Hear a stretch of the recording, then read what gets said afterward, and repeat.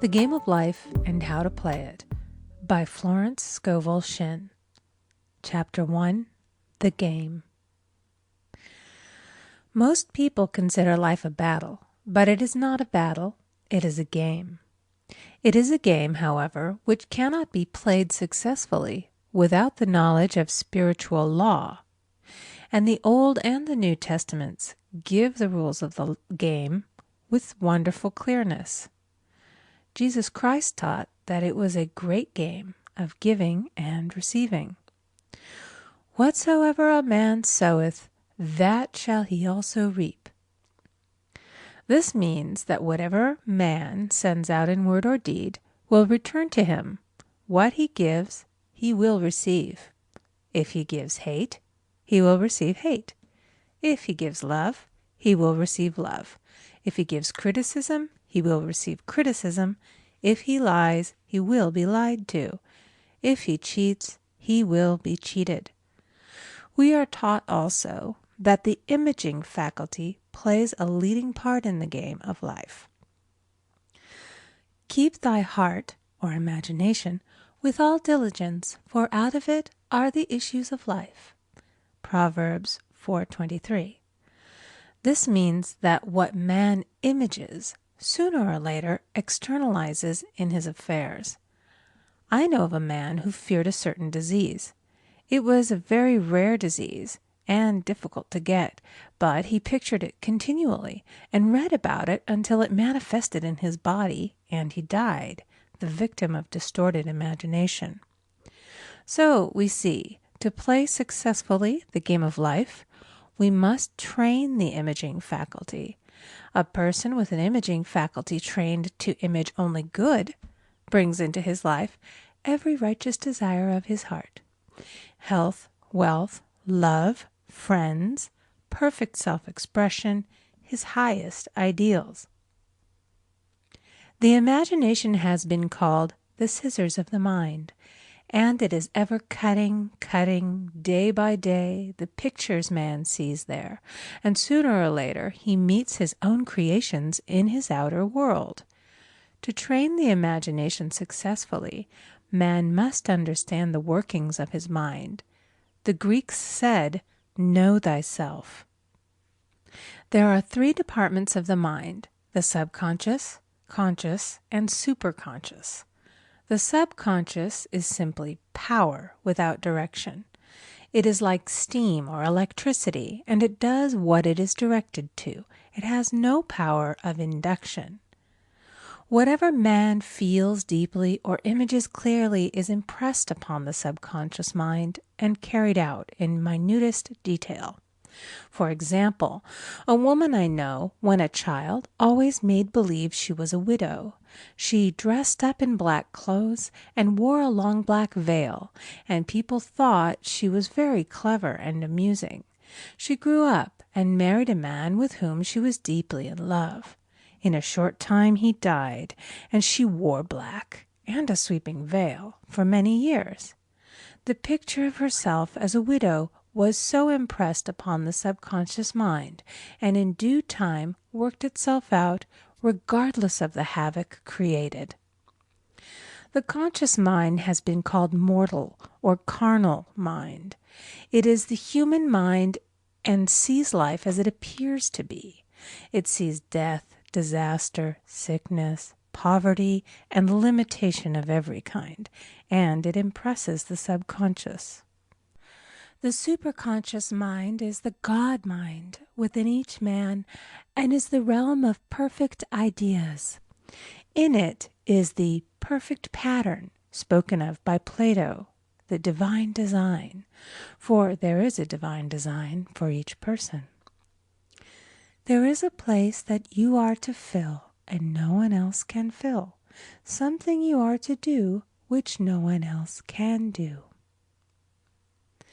There is a perfect picture of this in the superconscious mind.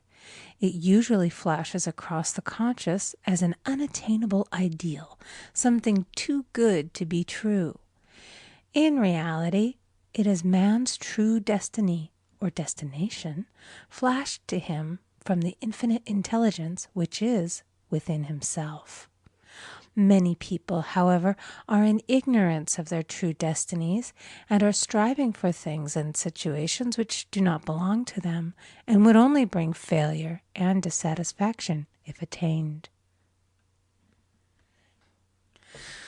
For example, a woman came to me and asked me to speak the word that she would marry a certain man with whom she was very much in love.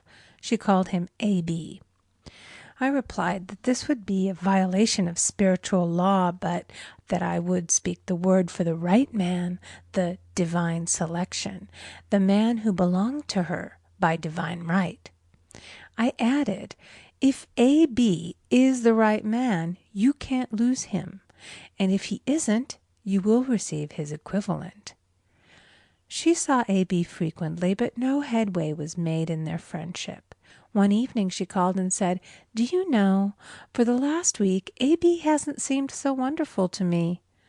I replied, "Maybe he is not the divine selection. Another man may be the right one." Soon after that, she met another man who fell in love with her at once and who said she was his ideal. In fact, he said all the things that she had always wished A.B. would say to her. She remarked, it was quite uncanny. She soon returned to his love and lost all interest in A.B. This shows the law of substitution. A right idea was substituted for a wrong one. Therefore, there was no loss or sacrifice involved. Jesus Christ said, "Seek ye first the kingdom of God and his righteousness, and all these things shall be added unto you." And he said the kingdom was within man. The kingdom is the realm of right ideas, or the divine pattern. Jesus Christ taught that man's words played a leading part in the game of life. By your words ye are justified, and by your words ye are condemned. Many people have brought disaster into their lives through idle words. For example, a woman once asked me why her life was now one of poverty, of limitation. Formerly she had a home, was surrounded by beautiful things, and had plenty of money. We found she had often tired of the management of her home and had said repeatedly, "I'm sick and tired of things. I wish I lived in a trunk." And she added, "Today I am living in that trunk." She had spoken herself into a trunk. The subconscious mind has no sense of humor, and people often joke themselves into unhappy experiences. For example, a woman who had a great deal of money joked continually about getting ready for the poorhouse. In a few years she was almost destitute, having impressed the subconscious mind with a picture of lack and limitation. Fortunately, the law works both ways, and a situation of lack may be changed to one of plenty. For example, a woman came to me one hot summer's day for a treatment for prosperity. She was worn out, dejected, and discouraged. She said she possessed just $8 in the world. I said, "Good, we'll bless the $8 and multiply them as Jesus Christ multiplied the loaves and the fishes." For he taught that every man had the power to bless and to multiply, to heal and to prosper. She said, "What shall I do next?" I replied, "Follow intuition. Have you a hunch to do anything or to go anywhere?" Intuition means intuition, or to be taught from within. It is man's unerring guide, and I will deal more fully with its laws in a following chapter. The woman replied, I don't know. I seem to have a hunch to go home. I've just enough money for car fare. Her home was in a distant city and was one of lack and limitation, and the reasoning mind, or intellect, would have said, stay in New York and get work and make some money. I replied, then go home, never violate a hunch. I spoke the following words for her. Infinite Spirit, open the way for great abundance for, She is an irresistible magnet for all that belongs to her by divine right. I told her to repeat it continually also. She left for home immediately. In calling on a woman one day, she linked up with an old friend of her family. Through this friend, she received thousands of dollars in a most miraculous way. She has said to me often, tell people about the woman who came to you with $8 and a hunch. There is always plenty on man's pathway, but it can only be brought into manifestation through desire, faith, or the spoken word. Jesus Christ brought out clearly that man must make the first move. Ask, and it shall be given to you. Seek, and ye shall find. Knock, and it shall be opened unto you. Matthew 7:7. In the Scriptures we read, concerning the works of my hands, command ye me. Infinite intelligence, God, is ever ready to carry out man's smallest or greatest demands. Every desire, uttered or unexpressed, is a demand. We are often startled by having a wish suddenly fulfilled. For example, one Easter, having seen many beautiful rose trees in the florist's windows, I wished I would receive one, and for an instant saw it mentally being carried in the door. Easter came, and with it a beautiful rose tree. I thanked my friend the following day and told her it was just what I had wanted. She replied, I didn't send you a rose tree. I sent you lilies. The man had mixed the order and sent me a rose tree simply because I had started the law in action, and I had to have a rose tree.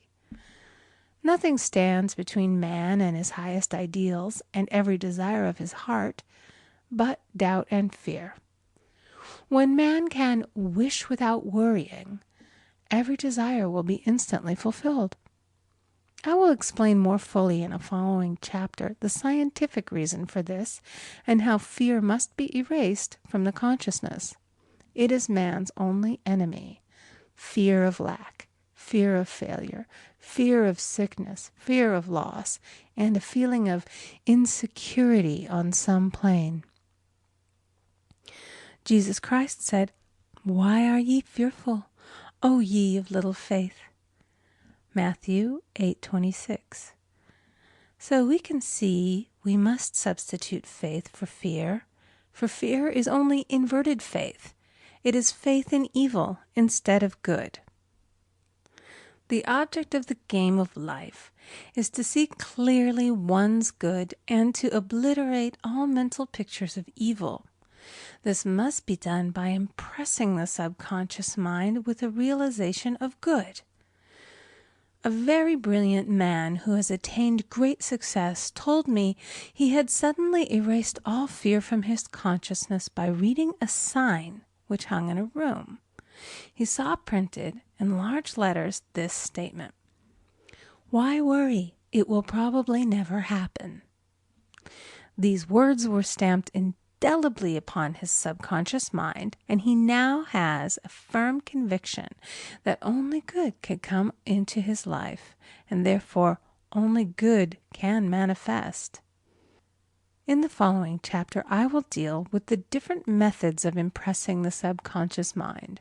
It is man's faithful servant, but one must be careful to give it the right orders.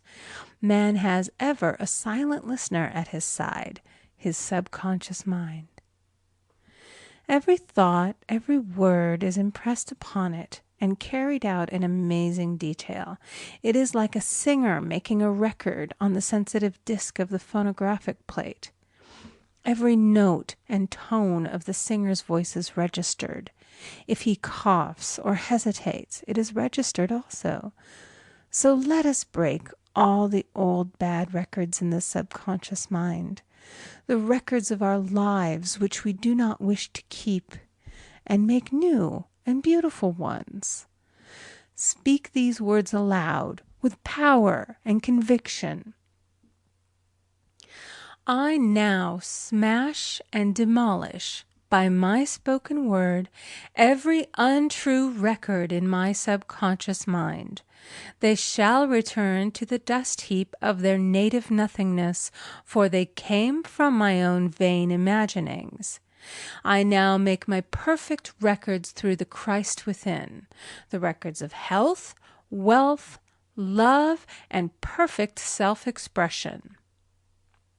This is the square of life, the game completed.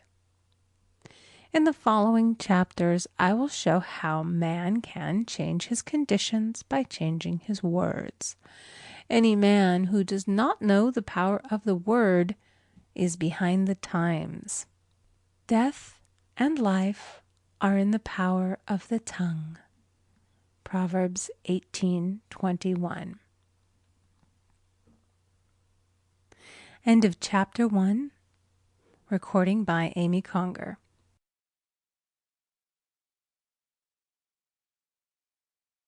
Chapter 2. The Law of Prosperity. Yea, the Almighty shall be thy defense, and thou shalt have plenty of silver. One of the greatest messages given to the race through the Scriptures is that God is man's supply, and that man can release, through his spoken word, all that belongs to him by divine right. He must, however, have perfect faith in his spoken word. Isaiah said, My word shall not return unto me void, but shall accomplish that whereunto it is sent. We know now that words and thoughts are a tremendous vibratory force, ever molding man's body and affairs. A woman came to me in great distress and said she was to be sued on the 15th of the month for $3,000. She knew no way of getting the money and was in despair. I told her that God was her supply and that there is a supply for every demand. So I spoke the word. I gave thanks that the woman would receive $3,000 at the right time in the right way. I told her she must have perfect faith and act her perfect faith. The 15th came, but no money had materialized. She called me on the phone and asked what she was to do. I replied, It is Saturday, so they won't sue you today. Your part is to act rich, thereby showing perfect faith that you will receive it by Monday. She asked me to lunch with her to keep her courage. When I joined her at a restaurant, I said, This is no time to economize. Order an expensive luncheon and act as if you have already received the $3,000. All things whatsoever ye ask in prayer, believing ye shall receive.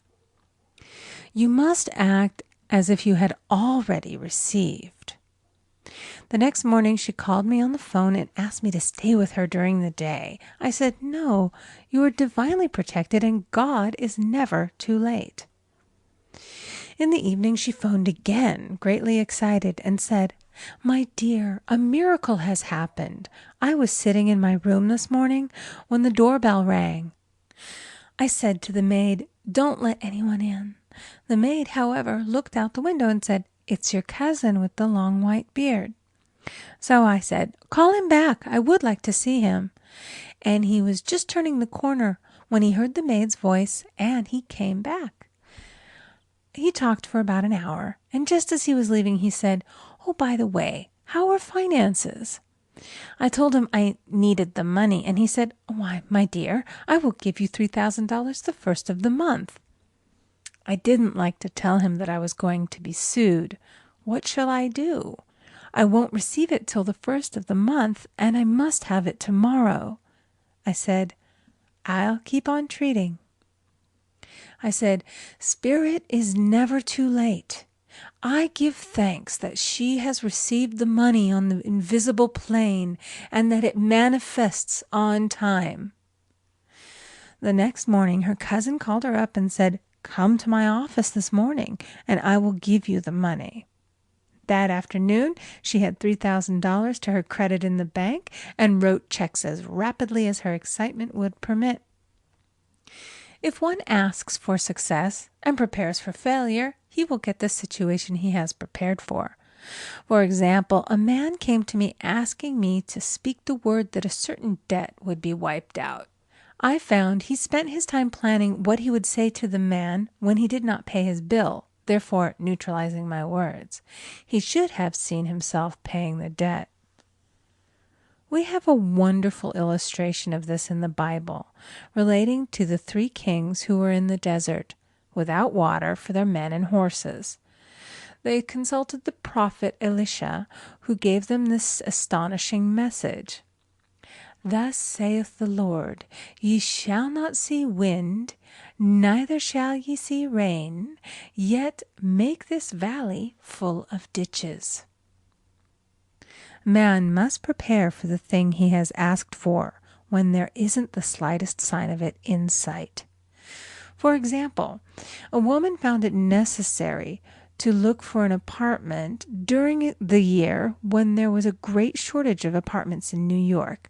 It was considered almost an impossibility, and her friends were sorry for her and said, "Isn't it too bad? You'll have to store your furniture and live in a hotel." She replied, "You needn't feel sorry for me. I'm a Superman, and I'll get an apartment."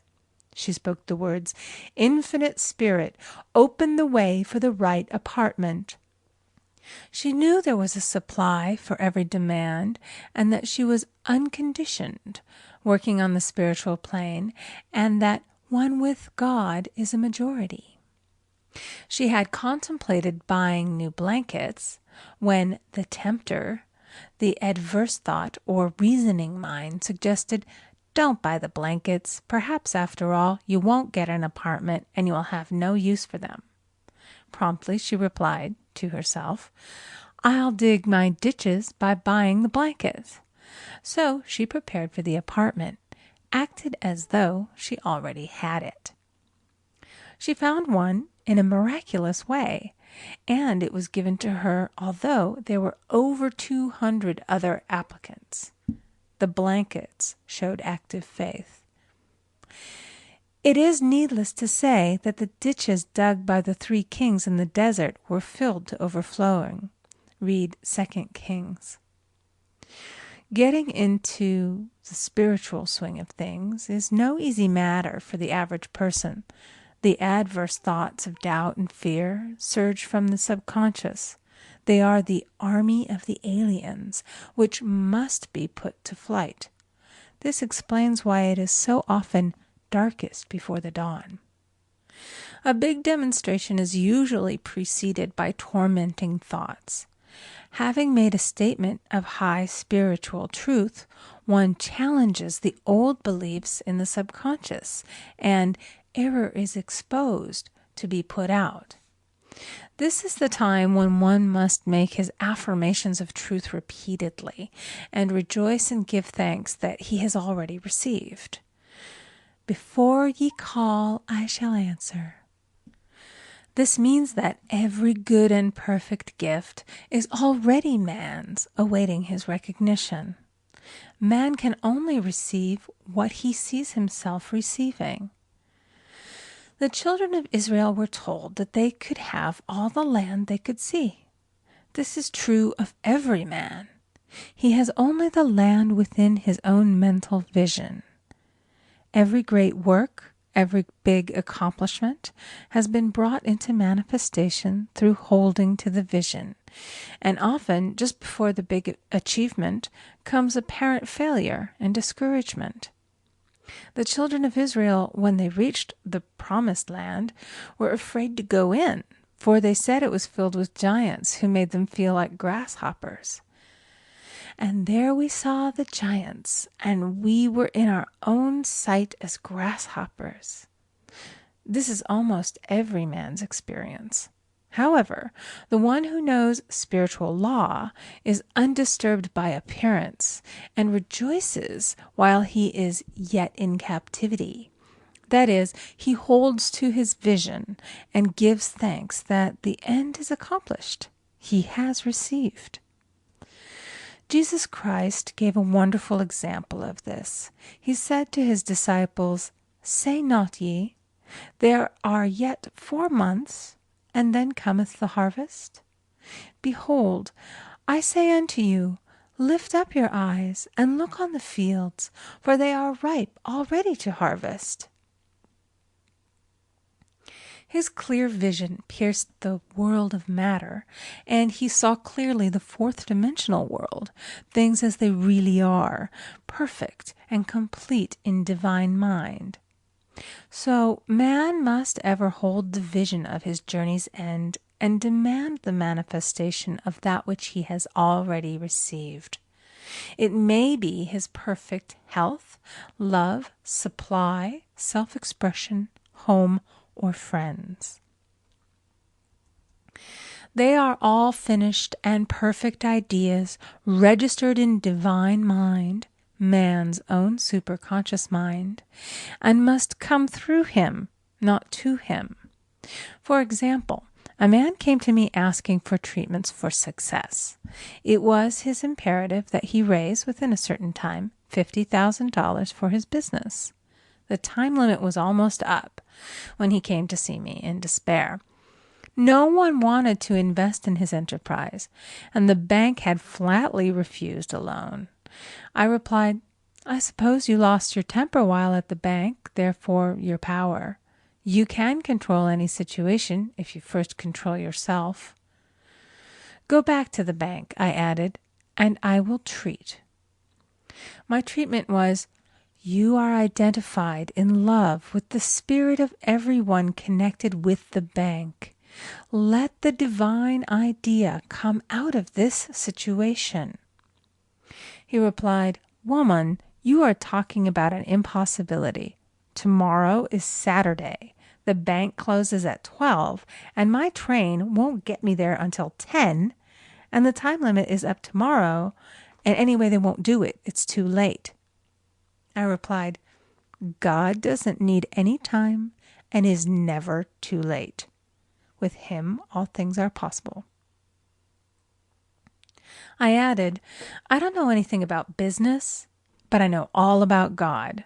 He replied, "It all sounds fine when I sit here listening to you, but when I go out, it's terrible." He lived in a distant city, and I did not hear from him for a week. Then came a letter. It read, "You were right. I raised the money, and I will never again doubt the truth of all that you have told me." I saw him a few weeks later, and I said, "What happened? You evidently had plenty of time after all." He replied, "My train was late, and I got there just 15 minutes to 12.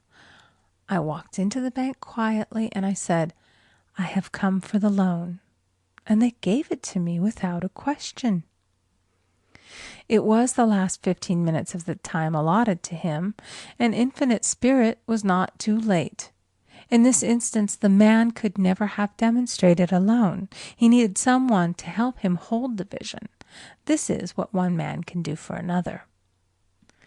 Jesus Christ knew the truth of this when he said, "If 2 of you shall agree on earth as touching anything that they shall ask, it shall be done for them of my Father which is in heaven." One gets too close to his own affairs and becomes doubtful and fearful. The friend or healer sees clearly the success, health, or prosperity and never wavers because he is not close to the situation.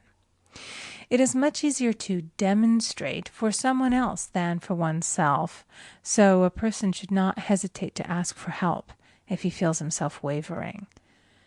A keen observer of life once said, "No man can fail if some one person sees him successful." Such is the power of the vision, and many a great man has owed his success to a wife or a sister or a friend who believed in him and held without wavering to the perfect pattern. End of Chapter 2. Recording by Amy Conger.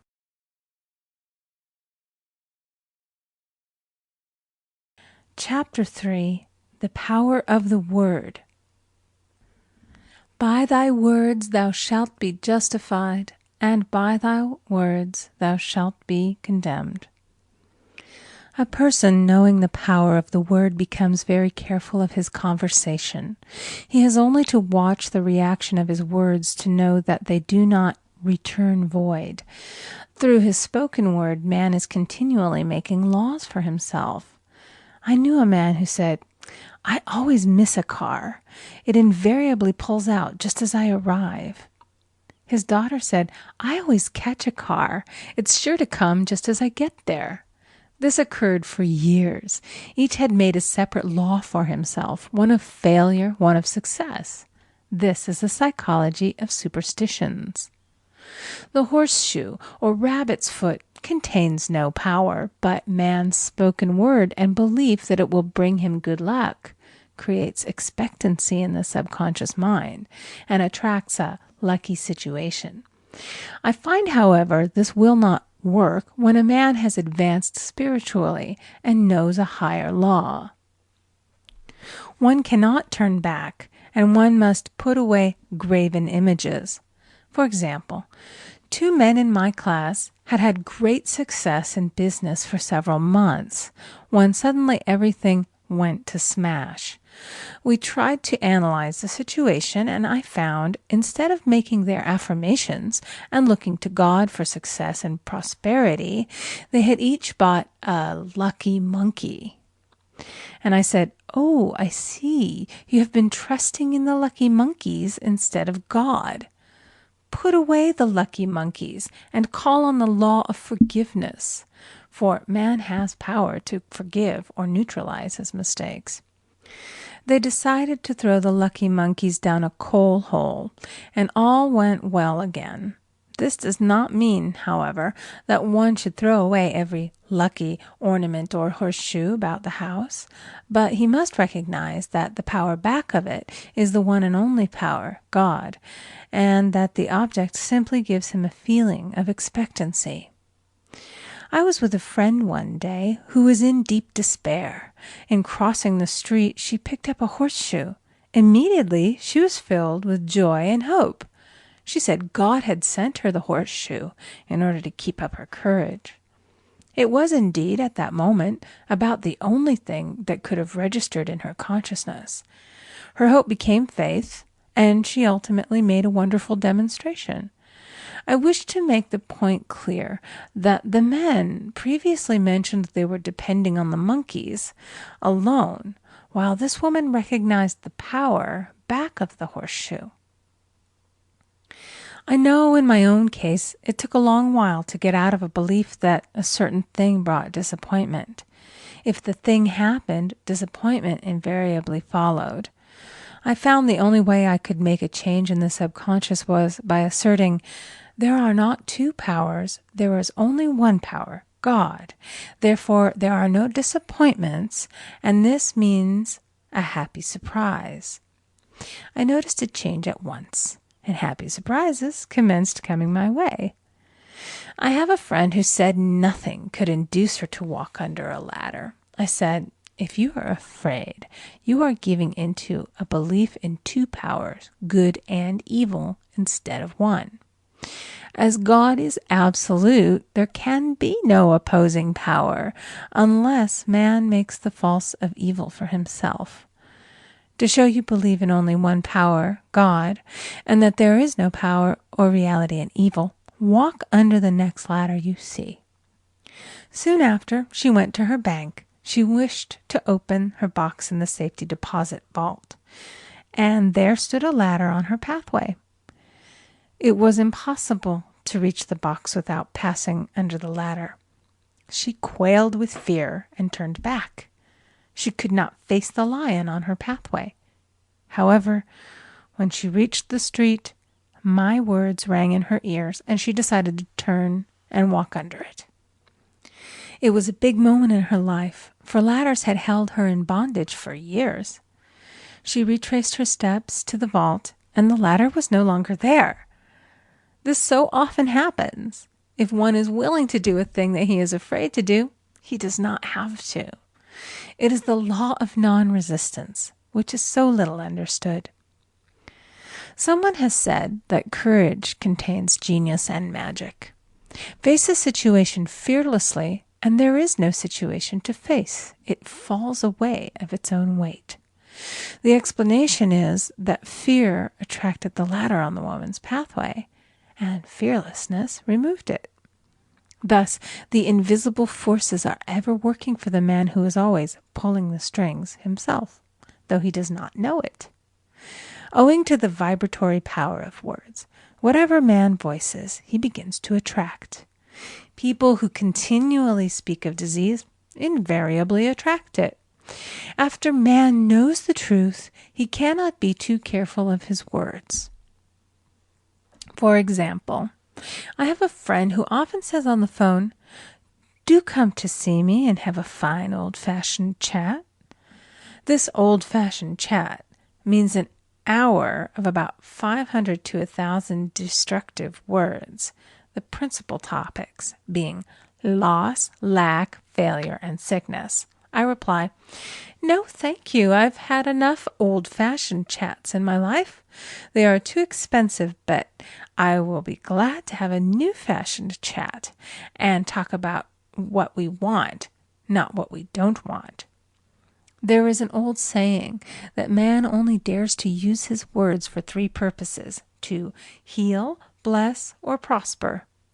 What man says of others will be said of him, and what he wishes for another he is wishing for himself. Curses like chickens come home to roost. If a man wishes someone bad luck, he is sure to attract bad luck himself. If he wishes to aid someone to success, he is wishing and aiding himself to success. The body may be renewed and transformed through the spoken word and clear vision, and disease be completely wiped out of the consciousness. The metaphysician knows that all disease has a mental correspondence, and in order to heal the body, one must first heal the soul. The soul is the subconscious mind, and it must be saved from wrong thinking. In the 23rd Psalm we read, "He restoreth my soul."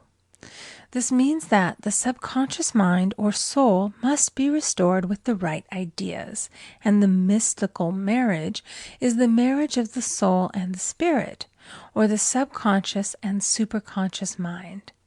They must be one.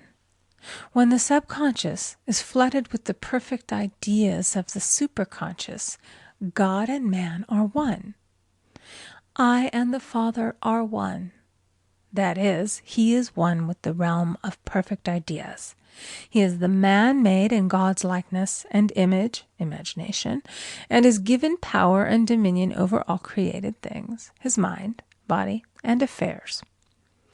It is safe to say that all sickness and unhappiness come from the violation of the law of love. A new commandment I give unto you, love one another. And in the game of life, love or goodwill takes every trick. For example, a woman I know had, for years, an appearance of a terrible skin disease. The doctors told her it was incurable, and she was in despair. She was on the stage, and she feared she would soon have to give up her profession, and she had no other means of support. She, however, procured a good engagement, and on the opening night made a great hit. She received flattering notices from the critics and was joyful and elated. The next day she received a notice of dismissal. A man in the cast had been jealous of her success and had caused her to be sent away. She felt hatred and resentment taking complete possession of her, and she cried out, "Oh God, don't let me hate that man." That night she worked for hours in the silence. She said, "I soon came into a very deep silence. I seemed to be at peace with myself, with the man, and with the whole world. I continued this for 2 following nights, and on the 3rd day I found I was healed completely of the skin disease. In asking for love or goodwill, she had fulfilled the law, for love is the fulfilling of the law, and the disease, which came from the subconscious resentment, was wiped out. Continual criticism produces rheumatism, as critical, inharmonious thoughts cause unnatural deposits in the blood which settle in the joints. False growths are caused by jealousy, hatred, unforgiveness, fear, etc. Every disease is caused by a mind not at ease. I said once in my class, there is no use asking anyone, "What's the matter with you?" We might as well just say, "Who's the matter with you?" Unforgiveness is the most prolific cause of disease. It will harden arteries or liver and affect the eyesight. In its train are endless ills. I called on a woman one day who said she was ill from having eaten a poisoned oyster. I replied, "Oh no, the oyster was harmless. You poisoned the oyster. What's the matter with you?" She answered, "Oh, about 19 people." She had quarreled with 19 people and had become so inharmonious that she attracted the wrong oyster. Any inharmony on the external indicates there is mental inharmony. As the within, so the without. Man's only enemies are within himself, and a man's foes shall be they of his own household. Personality is one of the last enemies to be overcome, as this planet is taking its initiation in love. It was Christ's message, peace on earth, goodwill toward man. The enlightened man, therefore, endeavors to perfect himself upon his neighbor.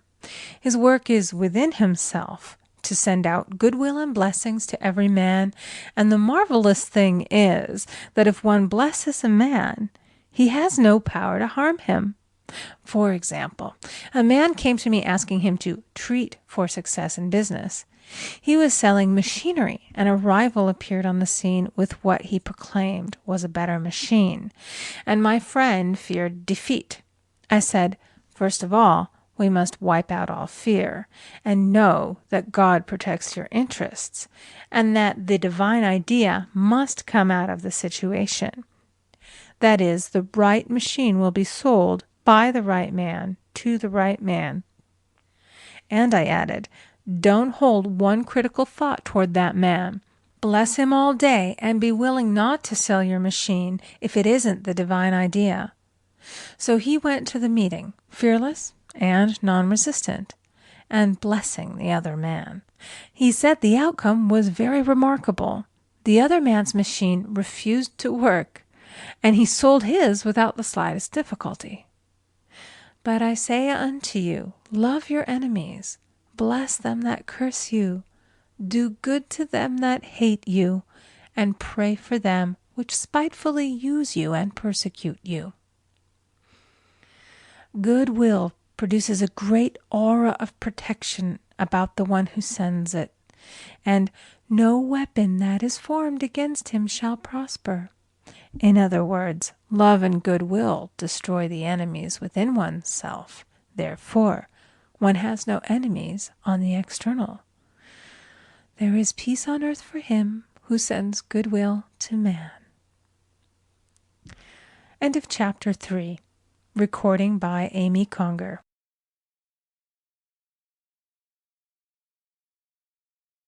Chapter 4. The Law of Nonresistance. Resist not evil, be not overcome of evil, but overcome evil with good. Nothing on earth can resist an absolutely non-resistant person. The Chinese say that water is the most powerful element because it is perfectly non-resistant. It can wear away a rock and sleep away all before it.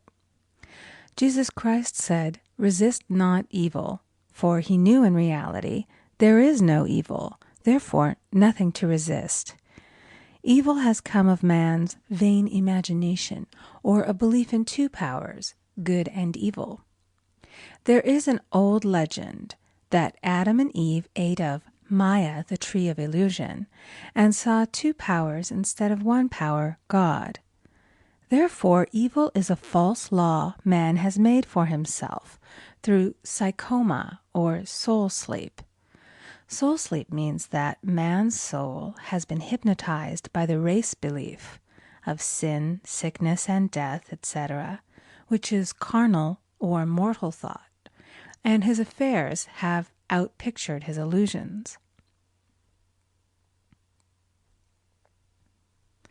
We have read in a preceding chapter that man's soul is his subconscious mind, and whatever he feels deeply, good or bad, is outpictured by that faithful servant. His body and affairs show forth what he has been picturing. The sick man has pictured sickness, the poor man poverty, the rich man wealth. Young people often say, "Why does a little child attract illness when it is too young to even know what it means?" I answer that children are sensitive and receptive to the thoughts of others about them, and often outpicture the fears of their parents. I heard a metaphysician once say, "If you do not run your subconscious mind yourself, someone else will run it for you." Mothers often, unconsciously, attract illness and disaster to their children by continually holding them in thoughts of fear and watching for symptoms. For example, a friend asked a woman if her little girl had had the measles. She replied promptly, "Not yet." This implied that she was expecting the illness and therefore preparing the way for what she did not want for herself and child. However, the man who is centered and established in his right thinking, the man who sends out only goodwill to his fellow man, and who is without fear, cannot be touched or influenced by the negative thoughts of others. In fact, he could then receive only good thoughts, as he himself sends forth only good thoughts. Resistance is hell, for it places man in a state of torment. A metaphysician once gave me a wonderful recipe for taking every trick in the game of life. It is the acme of non-resistance. He gave it in this way. At one time in my life, I baptized children, and of course they had many names. Now I no longer baptize children, but I baptize events. But I give every event the same name. If I have a failure, I baptize it success, in the name of the Father and of the Son and of the Holy Ghost. In this we see the great law of transmutation, founded on non-resistance. Through his spoken word, every failure was transmuted into success.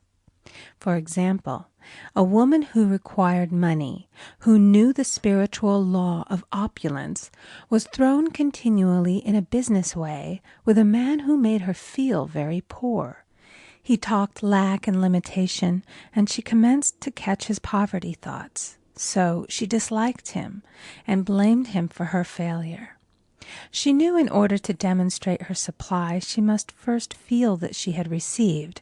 A feeling of opulence must precede its manifestation.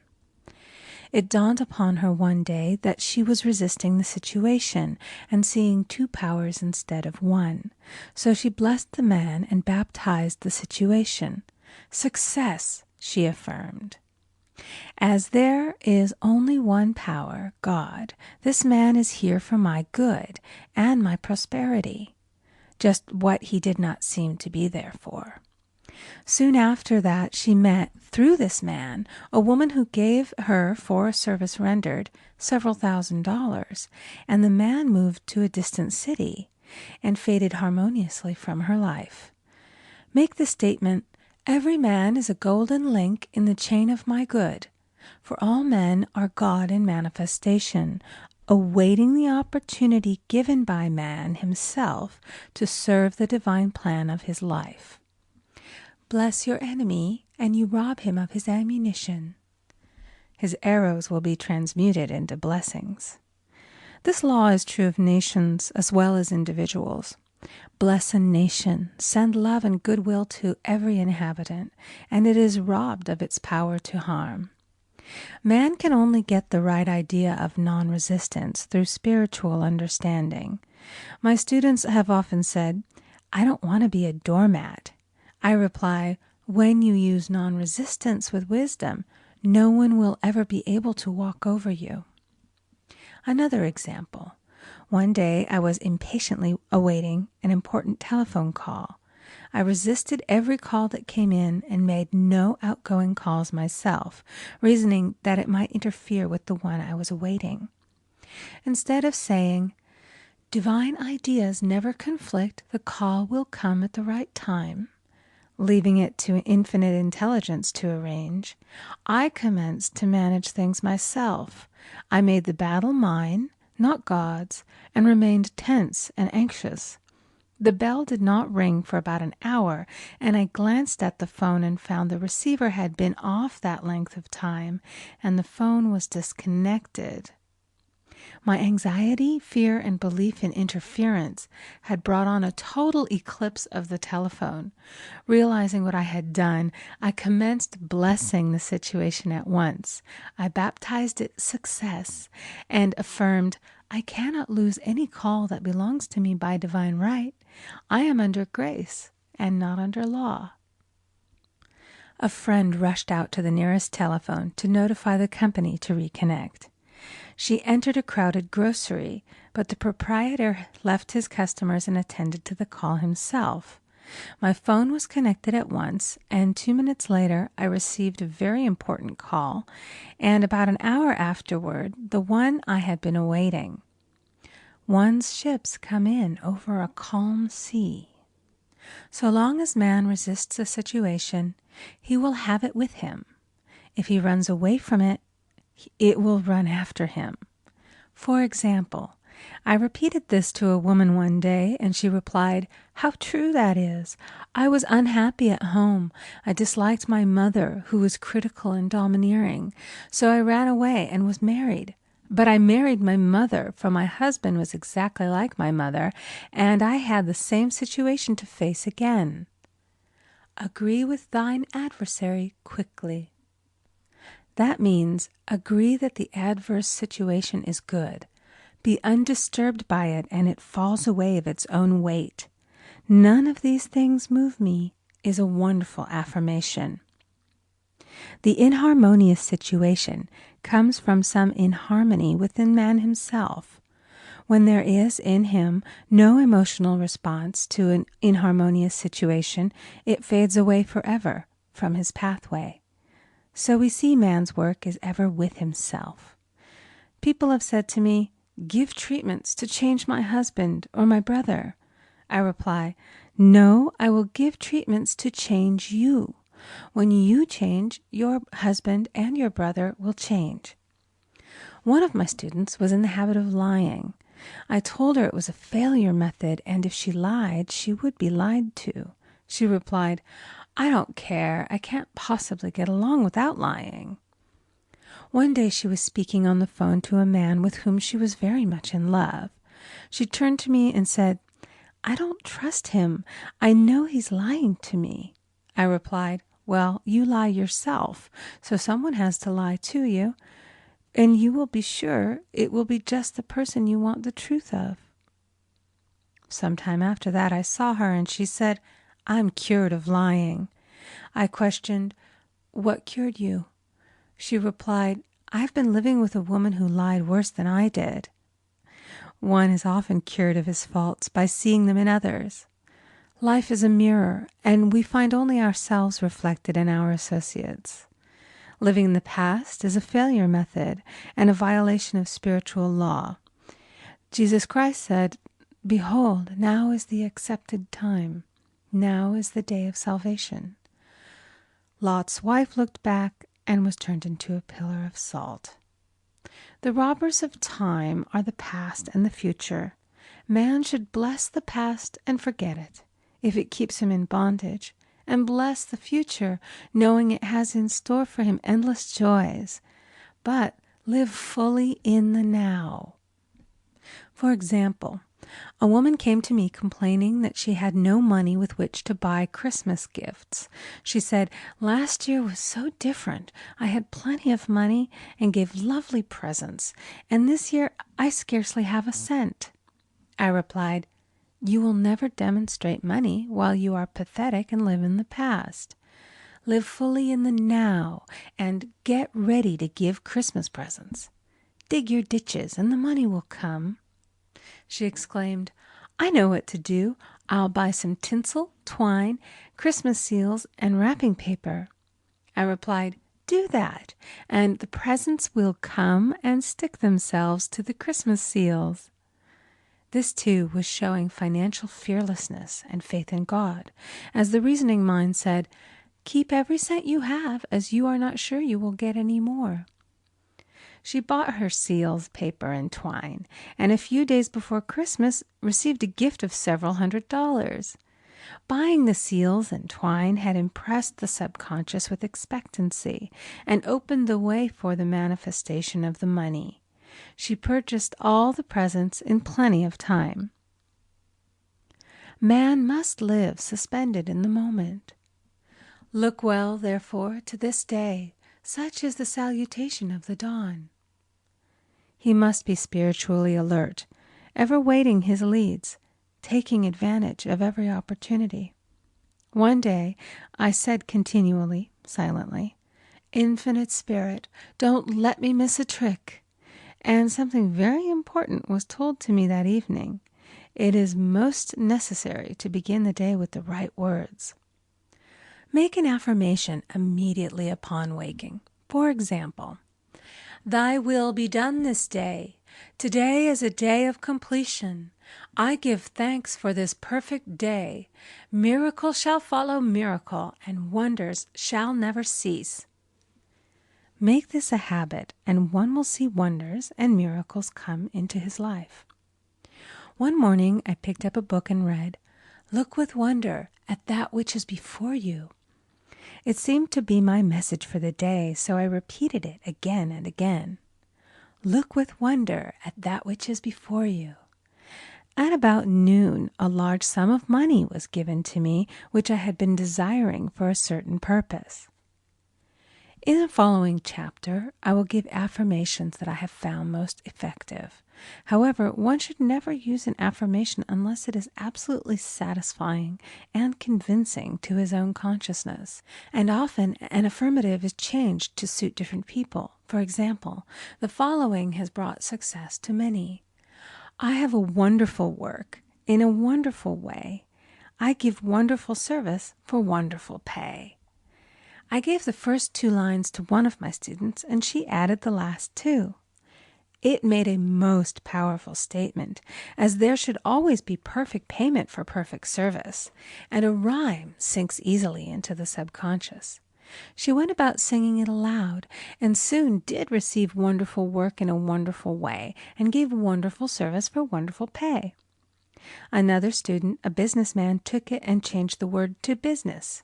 He repeated, "I have a wonderful business in a wonderful way, and I give wonderful service for wonderful pay." That afternoon he made a $41,000 deal, though there had been no activity in his affairs for months. Every affirmation must be carefully worded and completely cover the ground. For example, I knew a woman who was in great need and made a demand for work. She received a great deal of work, but was never paid anything. She now knows to add wonderful service for wonderful pay. It is man's divine right to have plenty, more than enough. His barns should be full, and his cup should flow over. This is God's idea for man, and when man breaks down the barriers of lack in his own consciousness, the golden age will be his, and every righteous desire of his heart fulfilled. End of Chapter 4. Recording by Amy Conger. Chapter 5. The Law of Karma and the Law of Forgiveness. Man receives only that which he gives. The game of life is a game of boomerangs. Man's thoughts, deeds, and words return to him sooner or later with astounding accuracy. This is the law of karma, which is Sanskrit for comeback. Whatsoever a man soweth, that shall he also reap. For example, a friend told me this story of herself, illustrating the law. She said, I make all my karma on my aunt. Whatever I say to her, someone says to me.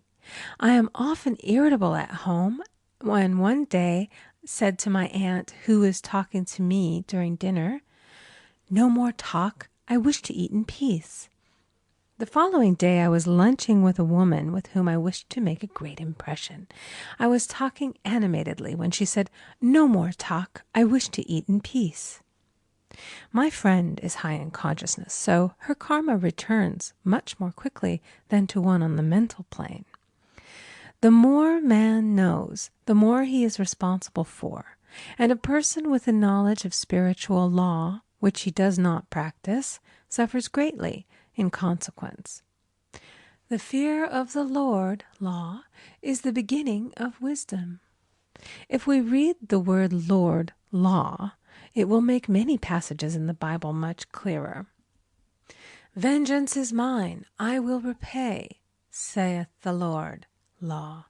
It is the law which takes vengeance, not God. God sees man perfect, created in his own image, imagination, and given power and dominion. This is the perfect idea of man, registered in divine mind, awaiting man's recognition. For man can only be what he sees himself to be, and only attain what he sees himself attaining. Nothing ever happens without an onlooker, is an ancient saying. Man first sees his failure or success, his joy or sorrow, before it swings into visibility from the scenes set in his own imagination. We have observed this in the mother picturing disease for her child, or a woman seeing success for her husband. Jesus Christ said, "And ye shall know the truth, and the truth shall make you free." So we see freedom from all unhappy conditions comes through knowledge, a knowledge of spiritual law. Obedience precedes authority, and the law obeys man when he obeys the law. The law of electricity must be obeyed before it becomes man's servant. When handled ignorantly, it becomes man's deadly foe. So with the laws of mind. For example, a woman with a strong personal will wished she owned a house which belonged to an acquaintance, and she often made mental pictures of herself living in the house. In the course of time, the man died, and she moved into the house. Several years afterwards, coming into the knowledge of spiritual law, she said to me, "Do you think I had anything to do with that man's death?" I replied, "Yes, your desire was so strong, everything made way for it. But you paid your karmic debt. Your husband, whom you loved devotedly, died soon after, and the house was a white elephant on your hands for many years." The original owner, however, could not have been affected by her thoughts had he been positive in the truth, nor her husband, but they were both under karmic law. The woman should have said, feeling the great desire for the house, "Infinite intelligence, give me the right house, equally as charming as this, the house which is mine by divine right."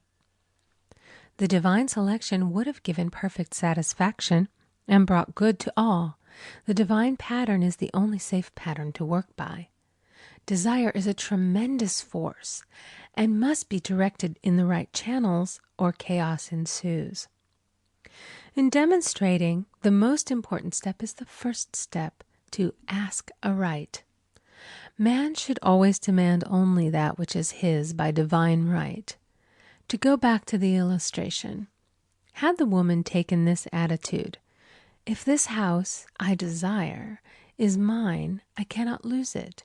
If it is not, give me its equivalent," the man might have decided to move out harmoniously had it been the divine selection for her, or another house would have been substituted.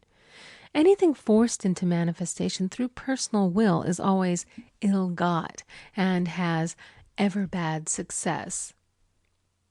Man is admonished, "My will be done, not thine."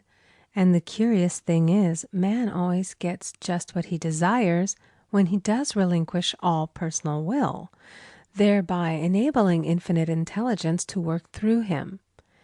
"Stand ye still and see the salvation of the Lord." Law. For example, a woman came to me in great distress. Her daughter had determined to take a very hazardous trip, and the mother was filled with fear. She said she had used every argument, had pointed out the dangers to be encountered, had forbidden her to go, but the daughter became more and more rebellious and determined. I said to the mother, "You are forcing your personal will upon your daughter, which you have no right to do, and your fear of the trip is only attracting it, for man attracts what he fears." I added, "Let go and take your mental hands off. Put it in God's hands and use this statement: I put this situation in the hands of infinite love and wisdom. If this trip is the divine plan, I bless it and no longer resist. But if it is not divinely planned, I give thanks that it is now dissolved and dissipated." A day or two after that, her daughter said to her, "Mother, I have given up the trip," and the situation returned to its native nothingness. It is learning to stand still which seems so difficult for man. I will deal more fully with this law in the chapter on non-resistance. I will give another example of sowing and reaping, which came in the most curious way. A woman came to me saying she had received a counterfeit $20 bill given to her at the bank. She was much disturbed, for, she said, "The people at the bank will never acknowledge their mistake." I replied, "Let us analyze the situation and find out why you attracted it." She thought a few moments and exclaimed, "I know it. I sent a friend a lot of stage money just for a joke." So the law had sent her some stage money, for it doesn't know anything about jokes. I said, "Now we will call on the law of forgiveness and neutralize the situation." Christianity is founded upon the law of forgiveness. Christ has redeemed us from the curse of the karmic law, and the Christ within each man is his redeemer and salvation from all inharmonious conditions. So I said, "Infinite Spirit, we call on the law of forgiveness and give thanks that she is under grace and not under law, and cannot lose this $20, which is hers by divine right." "Now," I said, "go back to the bank and tell them, fearlessly, that it was given you there by mistake." She obeyed, and to her surprise, they apologized and gave her another bill, treating her most courteously. So knowledge of the law gives man power to rub out his mistakes. Man cannot force the external to be what he is not. If he desires riches, he must be rich first in consciousness. For example, a woman came to me asking treatment for prosperity. She did not take much interest in her household affairs, and her home was in great disorder. I said to her, "If you wish to be rich, you must be orderly. All men with great wealth are orderly, and order is heaven's first law." I added, "You will never become rich with a burnt match in the pincushion." She had a good sense of humor and commenced immediately putting her house in order. She rearranged furniture, straightened out her bureau drawers, cleaned rugs, and soon made a big financial demonstration, a gift from a relative. The woman herself became made over and keeps herself keyed up financially by being ever watchful of the external and expecting prosperity, knowing God is her supply. Many people are in ignorance of the fact that gifts and things are investments, and that hoarding and saving invariably lead to loss. "There is that scattereth, and yet increaseth," There is that withholdeth more than is meet, but it tendeth to poverty. For example, I knew a man who wanted to buy a fur-lined overcoat. He and his wife went to various shops, but there was none he wanted. He said they were all too cheap-looking. At last he was shown one the salesman said was valued at $1,000, but which the manager would sell him for $500, as it was late in the season. His financial possessions amounted to about $700. The reasoning mind would have said, "You can't afford to spend nearly all you have on a coat." But he was very intuitive and never reasoned. He turned to his wife and said, "If I get this coat, I'll make a ton of money." So his wife consented, weakly. About a month later, he received a $10,000 commission. The coat made him feel so rich, it linked him with success and prosperity. Without the coat, he would not have received the commission. It was an investment, paying large dividends. If man ignores these leadings to spend or to give, the same amount of money will go in an uninteresting or unhappy way. For example, a woman told me on Thanksgiving Day she informed her family that they could not afford a Thanksgiving dinner. She had the money, but decided to save it. A few days later, someone entered her room and took from the bureau drawer the exact amount the dinner would have cost. The law always stands back of the man who spends fearlessly with wisdom. For example, one of my students was shopping with her little nephew. The child clamored for a toy, which she told him she could not afford to buy. She realized suddenly that she was seeking lack and not recognizing God as her supply. So she bought the toy and on her way home picked up in the street the exact amount of money she had paid for it. Man's supply is inexhaustible and unfailing when fully trusted, but faith or trust must precede the demonstration. According to your faith be it unto you. Faith is the substance of things hoped for and the evidence of things not seen. For faith holds the vision steady, and the adverse pictures are dissolved and dissipated, and in due season we shall reap, if we faint not. Jesus Christ brought the good news, the gospel, that there was a higher law than the law of karma, and that law transcends the law of karma. It is the law of grace or forgiveness. It is the law which frees man from the law of cause and effect, the law of consequence. Under grace, not under law. We are told that on this plane, man reaps where he has not sown. The gifts of God are simply poured out upon him. All that the kingdom affords is his. This continued state of bliss awaits the man who has overcome the race or world thought. In the world thought there is tribulation, but as Jesus Christ said, "Be of good cheer, I have overcome the world."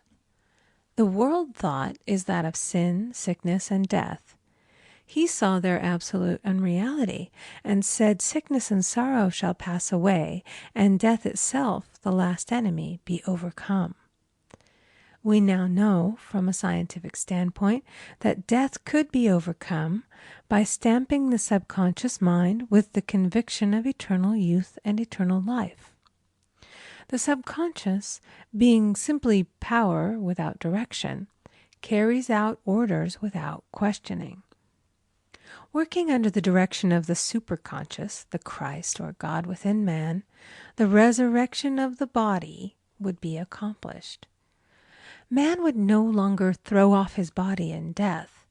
It would be transformed into the body electric, sung by Walt Whitman, for Christianity is founded upon the forgiveness of sins and an empty tomb. End of Chapter 5. Recording by Amy Conger.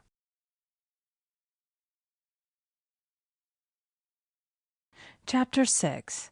casting the burden, impressing the subconscious.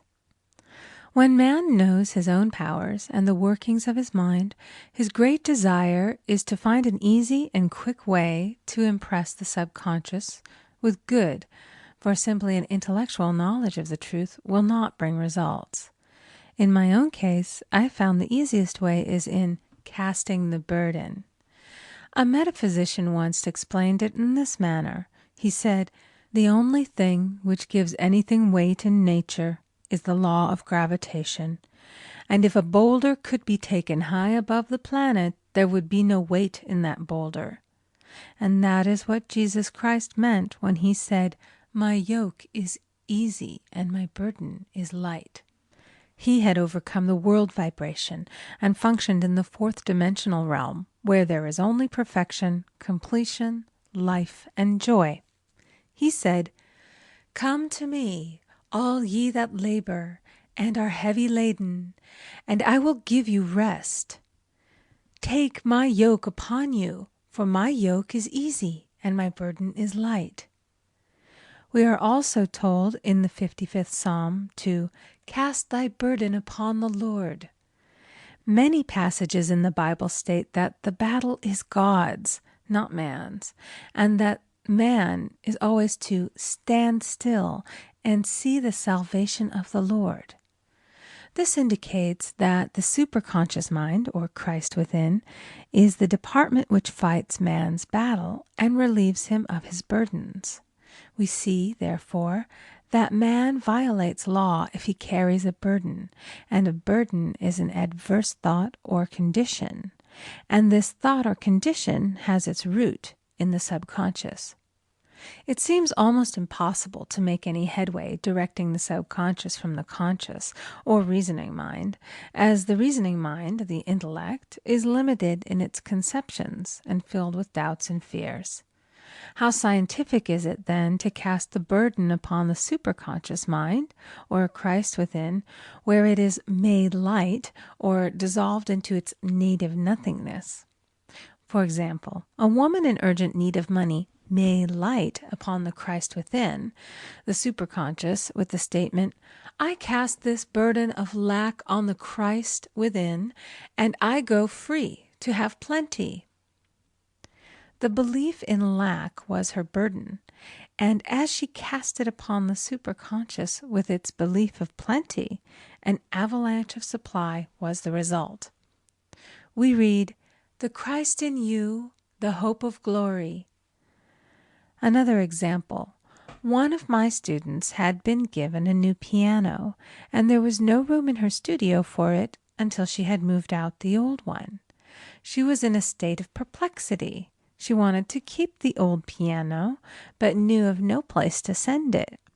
She became desperate, as the new piano was to be sent immediately. In fact, was on its way, with no place to put it. She said it came to her to repeat, "I cast this burden on the Christ within, and I go free." A few minutes later, her phone rang, and a woman friend asked if she might rent her old piano, and it was moved out. A few minutes before, the new one arrived. I knew a woman whose burden was resentment. She said, "I cast this burden of resentment on the Christ within, and I go free to be loving, harmonious, and happy." The almighty superconscious flooded the subconscious with love, and her whole life was changed. For years, resentment had held her in a state of torment and imprisoned her soul, the subconscious mind. The statement should be made over and over and over, sometimes for hours at a time, silently or audibly, with quietness but determination. I have often compared it to winding up a Victrola. We must wind ourselves up with spoken words. I have noticed in casting the burden, after a little while, one seems to see clearly. It is impossible to have clear vision while in the throes of carnal mind. Doubts and fear poison the mind and body, and imagination runs riot, attracting disaster and disease. In steadily repeating the affirmation, "I cast this burden on the Christ within and go free," the vision clears, and with it a feeling of relief, and sooner or later comes the manifestation of good, be it health, happiness, or supply. One of my students once asked me to explain the darkness before the dawn. I referred in a preceding chapter to the fact that often, before the big demonstration, everything seems to go wrong, and deep depression clouds the consciousness. It means that out of the subconscious are rising the doubts and fears of the ages. These old derelicts of the subconscious rise to the surface to be put out.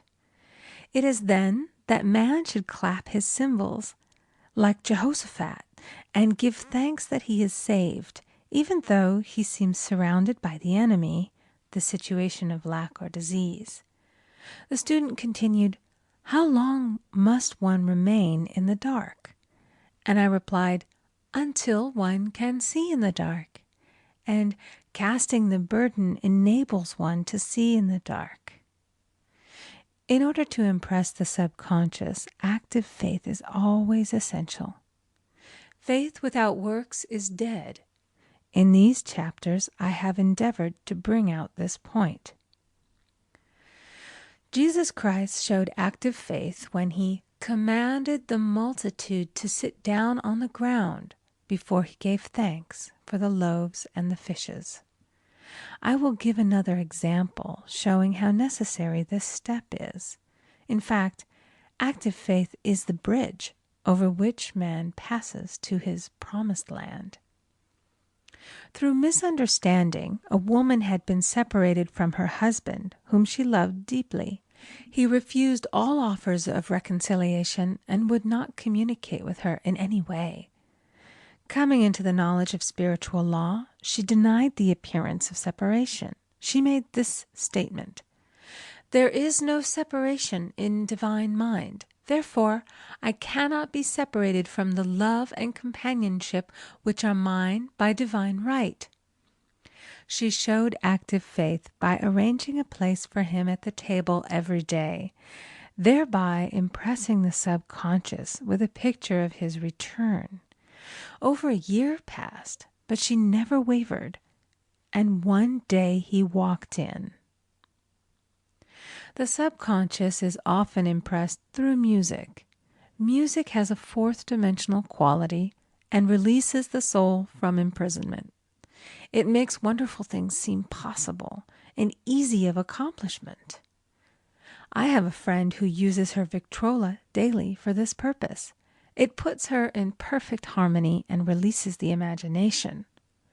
Another woman often dances while making her affirmations. The rhythm and harmony of music and motion carry her words forth with tremendous power. The student must remember also not to despise the day of small things. Invariably, before a demonstration come signs of land. Before Columbus reached America, he saw birds and twigs, which showed him land was near. So it is with a demonstration, but often the student mistakes it for the demonstration itself and is disappointed. For example, a woman had spoken the word for a set of dishes. Not long afterwards, a friend gave her a dish which was old and cracked. She came to me and said, "Well, I asked for a set of dishes, and all I got was a cracked plate." I replied, "The plate was only signs of land. It shows your dishes are coming. Look upon it as birds and seaweed." And not long afterwards, the dishes came. Continually making believe impresses the subconscious. If one makes believe he is rich and makes believe he is successful, in due time he will reap. Children are always making believe, and "except ye be converted and become as little children, ye shall not enter the kingdom of heaven." For example, I know of a woman who was very poor, but no one could make her feel poor. She earned a small amount of money from rich friends who constantly reminded her of her poverty and to be careful and saving. Regardless of their admonitions, she would spend all her earnings on a hat or make someone a gift and be in a rapturous state of mind. Her thoughts were always centered on beautiful clothes and rings and things, but without envying others. She lived in the world of the wondrous, and only riches seemed real to her. Before long, she married a rich man, and the rings and things became visible. I do not know whether the man was the divine selection, but opulence had to manifest in her life, as she had imaged only opulence. There is no peace or happiness for man until he has erased all fear from the subconscious. Fear is misdirected energy and must be redirected or transmuted into faith. Jesus Christ said, "Why are ye fearful, O ye of little faith? All things are possible to him that believeth." I am asked so often by my students, "How can I get rid of fear?" I replied, "By walking up to the thing you are afraid of." The lion takes its fierceness from your fear. Walk up to the lion, and he will disappear. Run away, and he runs after you. I have shown in previous chapters how the lion of lack disappeared when the individual spent money fearlessly, showing faith that God was his supply and therefore unfailing. Many of my students have come out of the bondage of poverty and are now bountifully supplied through losing all fear of letting money go out. The subconscious is impressed with the truth that God is the giver and the gift. Therefore, as one is one with the giver, he is one with the gift. A splendid statement is, "I now thank God the giver for God the gift." Man has so long separated himself from his good and his supply, through thoughts of separation and lack, that sometimes it takes dynamite to dislodge these false ideas from the subconscious, and the dynamite is a big situation. We see in the foregoing illustration how the individual was freed from his bondage by showing fearlessness. Man should watch himself hourly to detect if his motive for action is fear or faith. "Choose ye this day whom we shall serve," fear or faith. Perhaps one's fear is of personality. Then do not avoid the people feared. Be willing to meet them cheerfully, and they will either prove golden links in the chain of one's good, or disappear harmoniously from one's pathway. Perhaps one's fear is of disease or germs. Then one should be fearless and undisturbed in a germ-laden situation, and he would be immune. One can only contract germs while vibrating at the same rate as the germ, and fear drags men down to the level of the germ. Of course, the disease-laden germ is the product of carnal mind, as all thought must objectify. Germs do not exist in the superconscious or divine mind, therefore are the products of man's vain imagination. In the twinkling of an eye, man's release will come when he realizes there is no power in evil. The material world will fade away, and the fourth dimensional world, the world of the wondrous, will swing into manifestation. "And I saw a new heaven and a new earth, and there shall be no more death, neither sorrow nor crying, neither shall there be any more pain, for the former things are passed away." End of chapter 6. Recording by Amy Conger.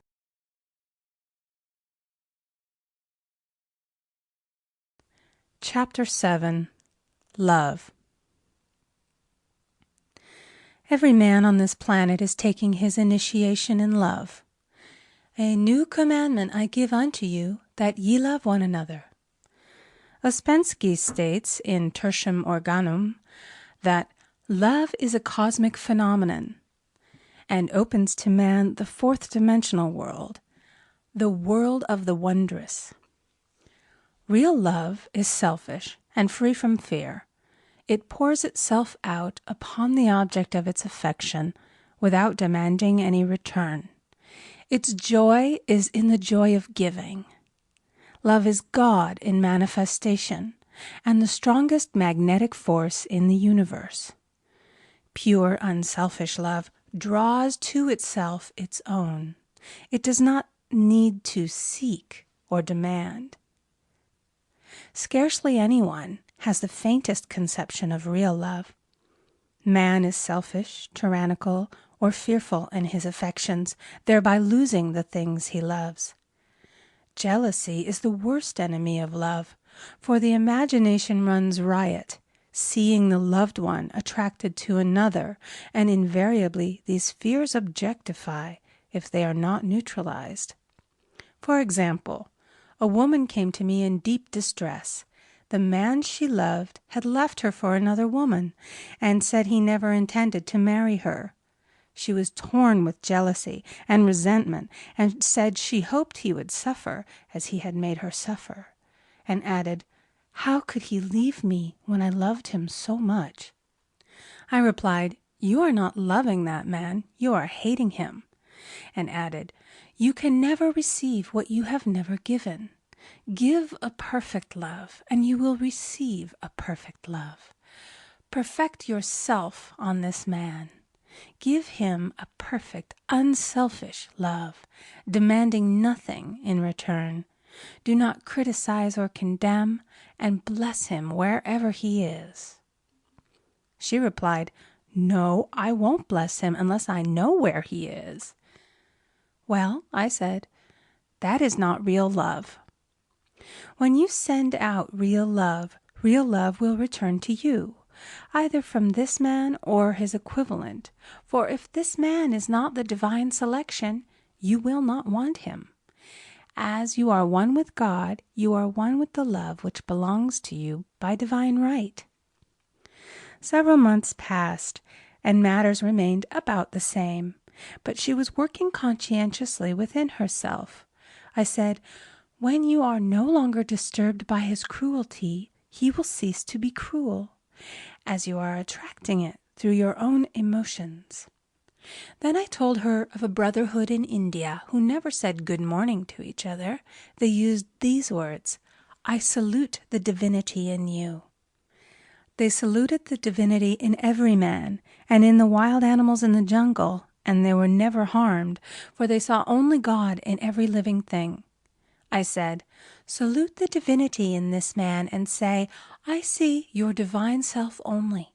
I see you as God sees you, perfect, made in his image and likeness.'" She found she was becoming more poised and gradually losing her resentment. He was a captain, and she always called him the Cap. One day she said suddenly, "God bless the Cap wherever he is." I replied, "Now that is real love, and when you have become a complete circle and are no longer disturbed by the situation, you will have his love or attract its equivalent." I was moving at this time and did not have a telephone, so was out of touch with her for a few weeks, when one morning I received a letter saying, "We are married." At the earliest opportunity, I paid her a call. My first words were, "What happened?" "Oh," she exclaimed, "a miracle! One day I woke up and all suffering had ceased. I saw him that evening and he asked me to marry him. We were married in about a week, and I have never seen a more devoted man." There is an old saying, "No man is your enemy, no man is your friend. Every man is your teacher." So one should become impersonal and learn what each man has to teach him, and soon he would learn his lessons and be free. The woman's lover was teaching her selfish love, which every man sooner or later must learn. Suffering is not necessary for man's development. It is the result of violation of spiritual law, but few people seem able to rouse themselves from their soul sleep without it. When people are happy, they usually become selfish, and automatically the law of karma is set in action. Man often suffers loss through lack of appreciation. I knew a woman who had a very nice husband, but she said often, "I don't care anything about being married, but that is nothing against my husband. I'm simply not interested in married life." She had other interests and scarcely remembered she had a husband. She only thought of him when she saw him. One day her husband told her he was in love with another woman and left. She came to me in distress and resentment. I replied, "It is exactly what you spoke the word for. You said you didn't care anything about being married, so the subconscious worked to get you unmarried." She said, "Oh yes, I see. People get what they want and then feel very much hurt." She soon became in perfect harmony with the situation and knew they were both much happier apart.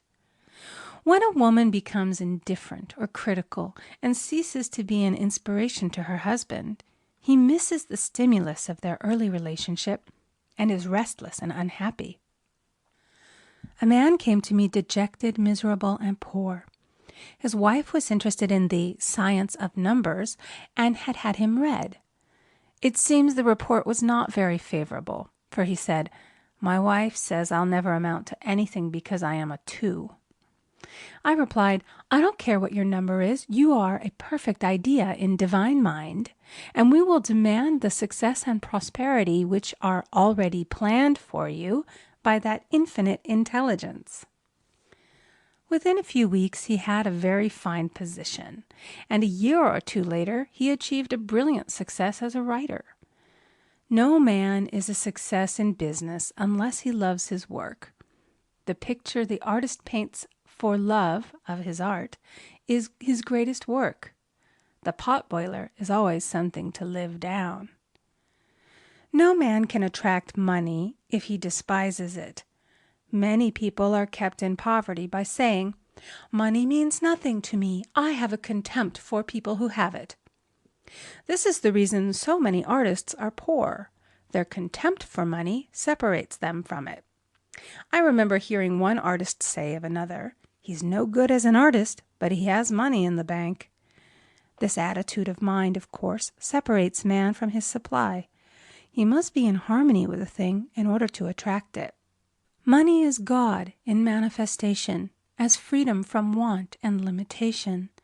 But it must be always kept in circulation and put to right uses.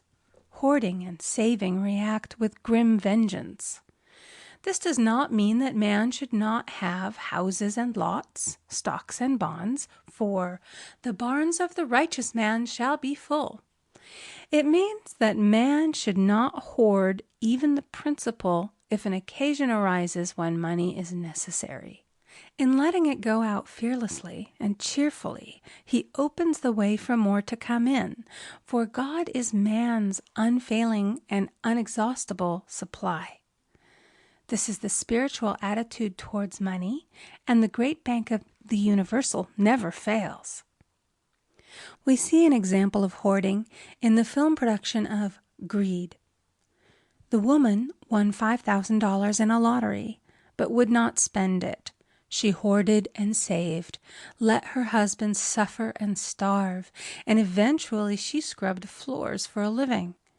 She loved the money itself and put it above everything, and one night she was murdered and the money taken from her. This is an example of where love of money is the root of all evil. Money in itself is good and beneficial, but used for destructive purposes, hoarded and saved, or considered more important than love, brings disease and disaster and the loss of the money itself. Follow the path of love, and all things are added, for God is love, and God is supply. Follow the path of selfishness and greed, and the supply vanishes, or man is separated from it. For example, I knew the case of a very rich woman who hoarded her income. She rarely gave anything away, but bought and bought and bought things for herself. She was very fond of necklaces, and a friend once asked her how many she possessed. She replied, 67. She bought them and put them away, carefully wrapped in tissue paper.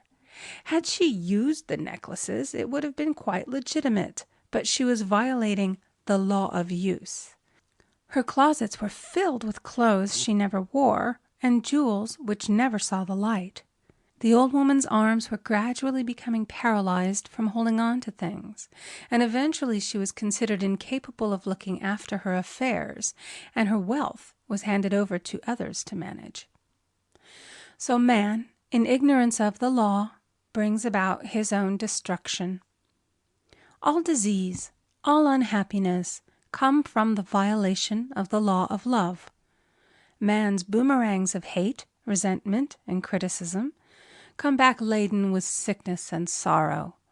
Love seems almost a lost art, but the man with the knowledge of spiritual law knows it must be regained, for without it he has become as sounding brass and tinkling cymbals. For example, I had a student who came to me month after month to clean her consciousness of resentment. After a while, she arrived at the point where she resented only one woman, but that one woman kept her busy. Little by little, she became poised and harmonious, and one day all resentment was wiped out. She came in radiant and exclaimed, "You can't understand how I feel. The woman said something to me, and instead of being furious, I was loving and kind. And she apologized and was perfectly lovely to me. No one can understand the marvelous lightness I feel within." Love and goodwill are invaluable in business. For example, a woman came to me complaining of her employer. She said she was cold and critical, and she knew she did not want her in the position. "Well," I replied, "salute the divinity in the woman and send her love." She said, "I can't. She's a marble woman." I answered, "You remember the story of the sculptor who asked for a certain piece of marble? He was asked why he wanted it, and he replied, 'Because there is an angel in the marble.' And out of it he produced a wonderful work of art." She said, "Very well, I'll try it." A week later she came back and said, "I did what you told me, and now the woman is very kind," and took me out in her car.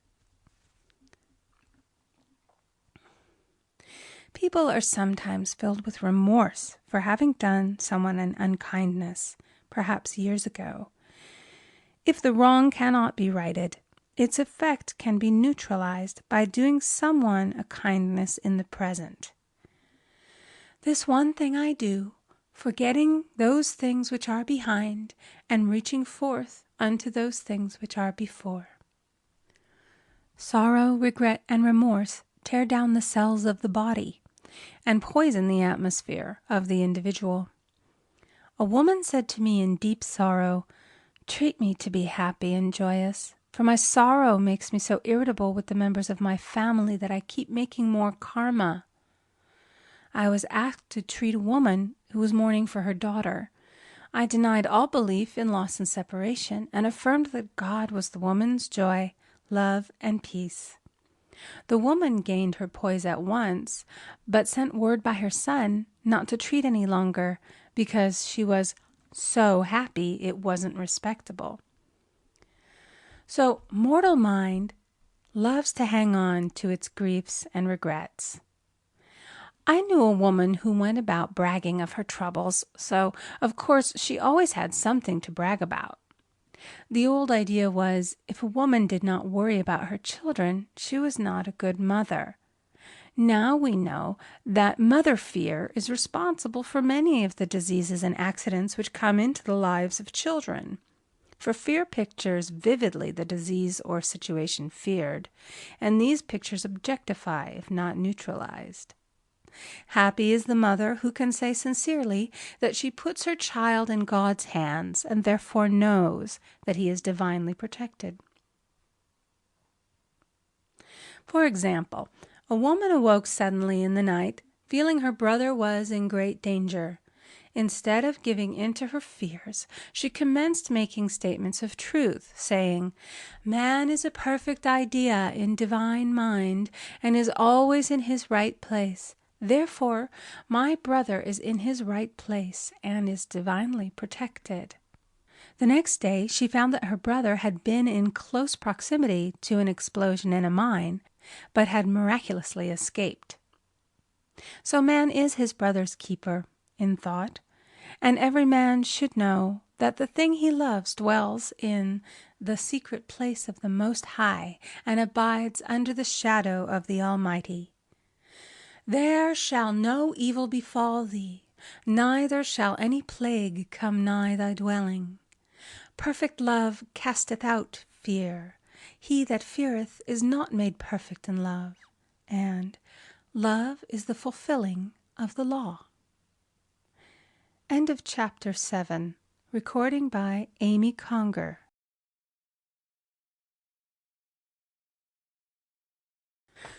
Chapter 8. Intuition or Guidance. "In all thy ways acknowledge him, and he shall direct thy paths."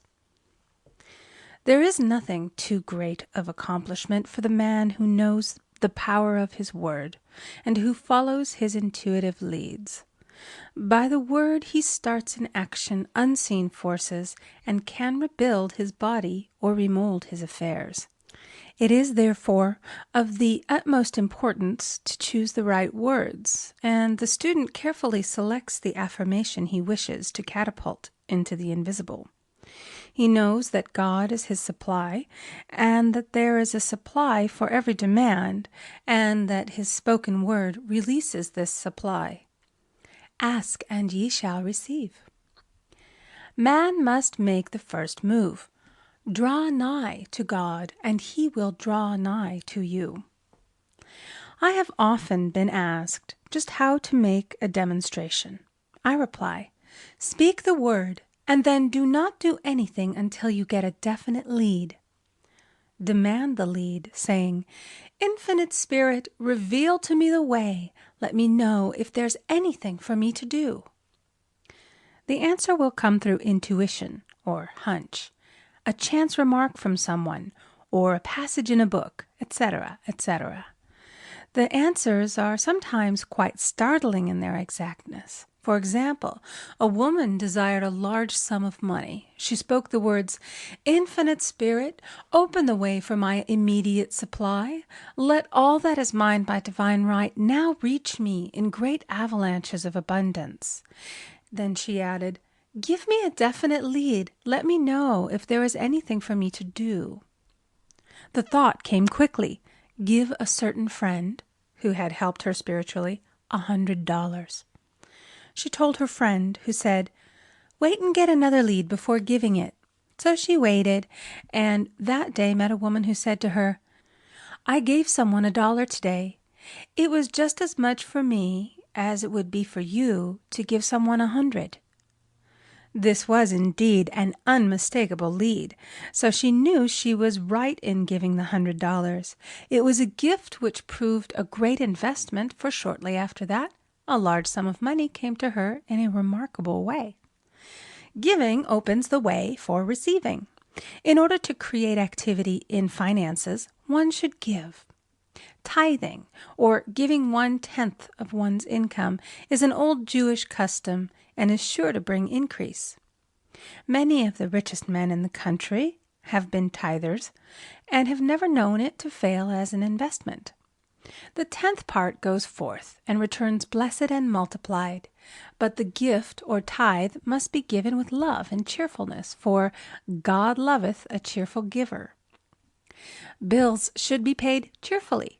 All money should be sent forth fearlessly and with a blessing. This attitude of mind makes man master of money. It is his to obey, and his spoken word then opens vast reservoirs of wealth. Man himself limits his supply by his limited vision. Sometimes the student has a great realization of wealth, but is afraid to act. The vision and action must go hand in hand, as in the case of the man who bought the fur-lined overcoat. A woman came to me asking me to speak the word for a position. So I demanded, "Infinite Spirit, open the way for this woman's right position." Never ask for just a position. Ask for the right position, the place already planned in divine mind, as it is the only one that will give satisfaction. I then gave thanks that she had already received, and that it would manifest quickly. Very soon she had 3 positions offered her, 2 in New York and 1 in Palm Beach, and she did not know which one to choose. I said, "Ask for a definite lead." The time was almost up and was still undecided when one day she telephoned. "When I woke up this morning, I could smell Palm Beach." She had been there before and knew its balmy fragrance. I replied, "Well, if you can smell Palm Beach from here, it's certainly your lead." She accepted the position, and it proved a great success. Often one's lead comes at an unexpected time. One day I was walking down the street when suddenly I felt a strong urge to go to a certain bakery a block or 2 away. The reasoning mind resisted, arguing, "There's nothing there that you want." However, I had learned not to reason, so I went to the bakery, looked at everything, and there was certainly nothing there that I wanted.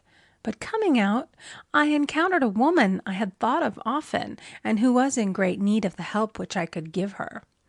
So often, one goes for one thing and finds another.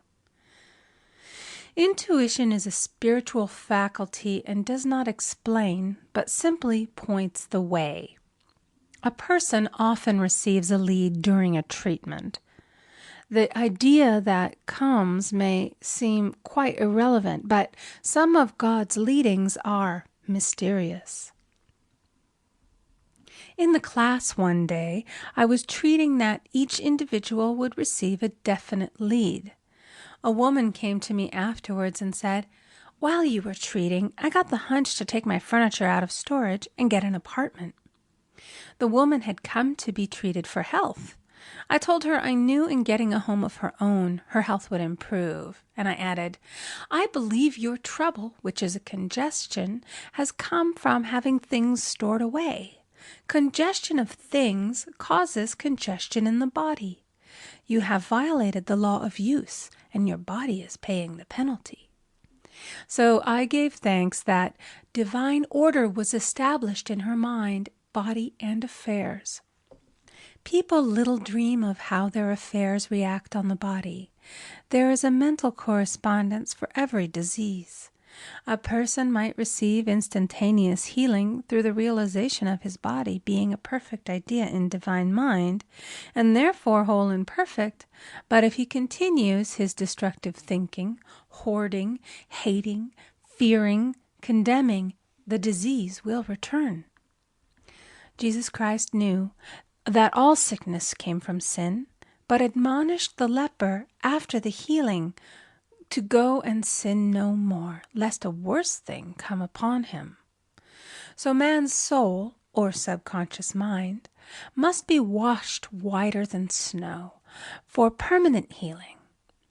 And the metaphysician is always delving deep for the correspondence. Jesus Christ said, "Condemn not, lest ye also be condemned. Judge not, lest ye be judged." Many people have attracted disease and unhappiness through the condemnation of others. What man condemns in others, he attracts to himself. For example, a friend came to me in anger and distress because her husband had deserted her for another woman. She condemned the other woman and said continually, "She knew he was a married man. She had no right to accept his attentions." I replied, "Stop condemning the woman. Bless her and be through with the situation. Otherwise you are attracting the same thing to yourself." She was deaf to my words, and a year or 2 later became deeply interested in a married man herself. Man picks up a live wire whenever he criticizes or condemns, and may expect a shock. Indecision is a stumbling block in many a pathway. In order to overcome it, make the statement repeatedly, I am always under direct inspiration. I make right decisions quickly.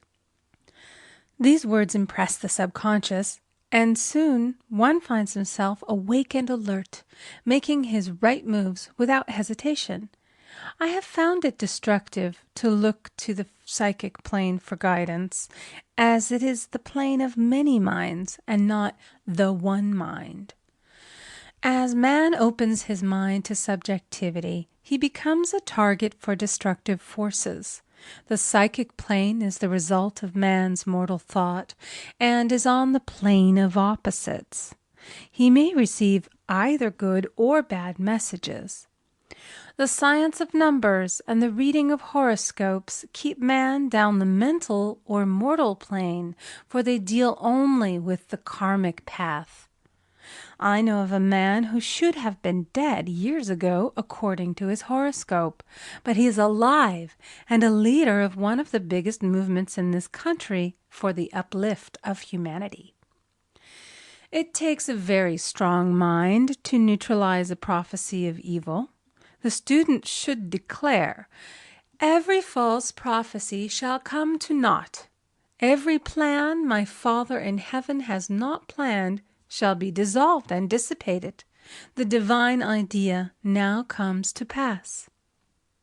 However, if any good message has ever been given one, of coming happiness or wealth, harbor and expect it, and it will manifest sooner or later through the law of expectancy. Man's will should be used to back the universal will. I will that the will of God be done. It is God's will to give every man every righteous desire of his heart, and man's will should be used to hold the perfect vision, without wavering. The prodigal son said, I will arise and go to my father. It is indeed often an effort of the will to leave the husks and swine of mortal thinking. It is so much easier for the average person to have fear than faith. So faith is an effort of the will. As man becomes spiritually awakened, he recognizes that any external inharmony is the correspondence of mental inharmony. If he stumbles or falls, he may know he is stumbling or falling in consciousness. One day a student was walking along the street, condemning someone in her thoughts. She was saying mentally, that woman is the most disagreeable woman on earth, when suddenly 3 Boy Scouts rushed around the corner and almost knocked her over. She did not condemn the Boy Scouts, but immediately called on the law of forgiveness and saluted the divinity in the woman. Wisdom's ways are ways of pleasantness, and all her paths are peace. When one has made his demands upon the universal, he must be ready for surprises. Everything may seem to be going wrong, when in reality it is going right. For example, a woman was told that there was no loss in divine mind. Therefore, she could not lose anything which belonged to her. Anything lost would be returned, or she would receive its equivalent. Several years previously, she had lost $2,000. She had loaned the money to a relative during her lifetime, but the relative had died, leaving no mention of it in her will. The woman was resentful and angry, and as she had no written statement of the transaction, she never received the money, so she determined to deny the loss and collect the $2,000 from the Bank of the Universal. She had to begin by forgiving the woman, as resentment and unforgiveness closed the door of this wonderful bank.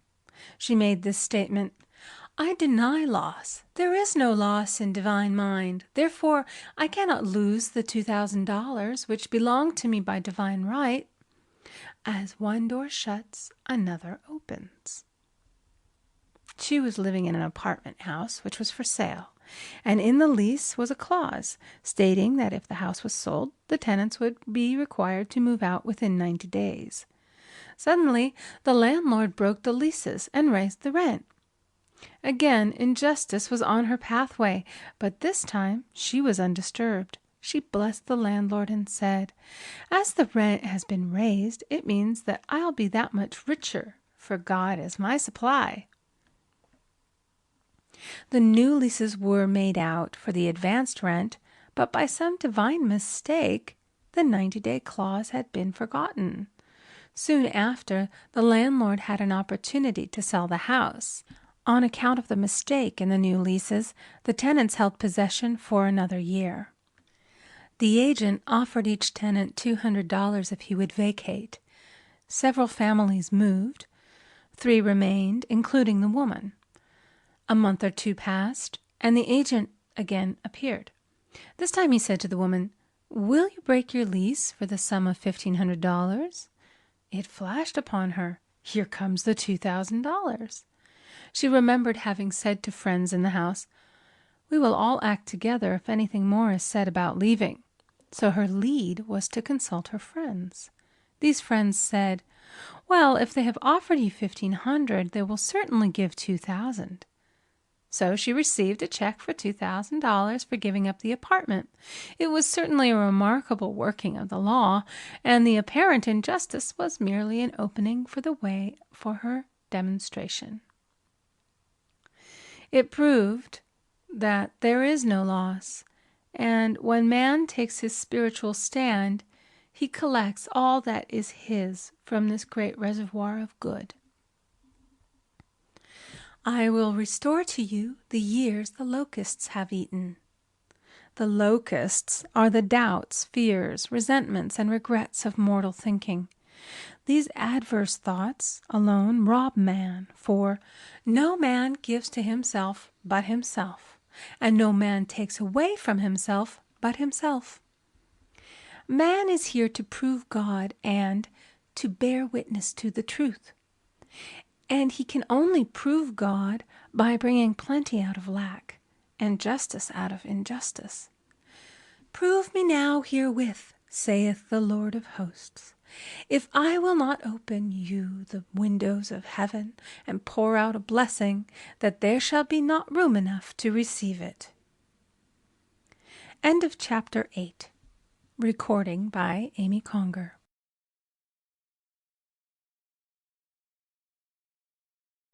Chapter 9, Perfect Self-Expression, or the Divine Design. No wind can drive my bark astray, nor change the tide of destiny. There is for each man perfect self-expression.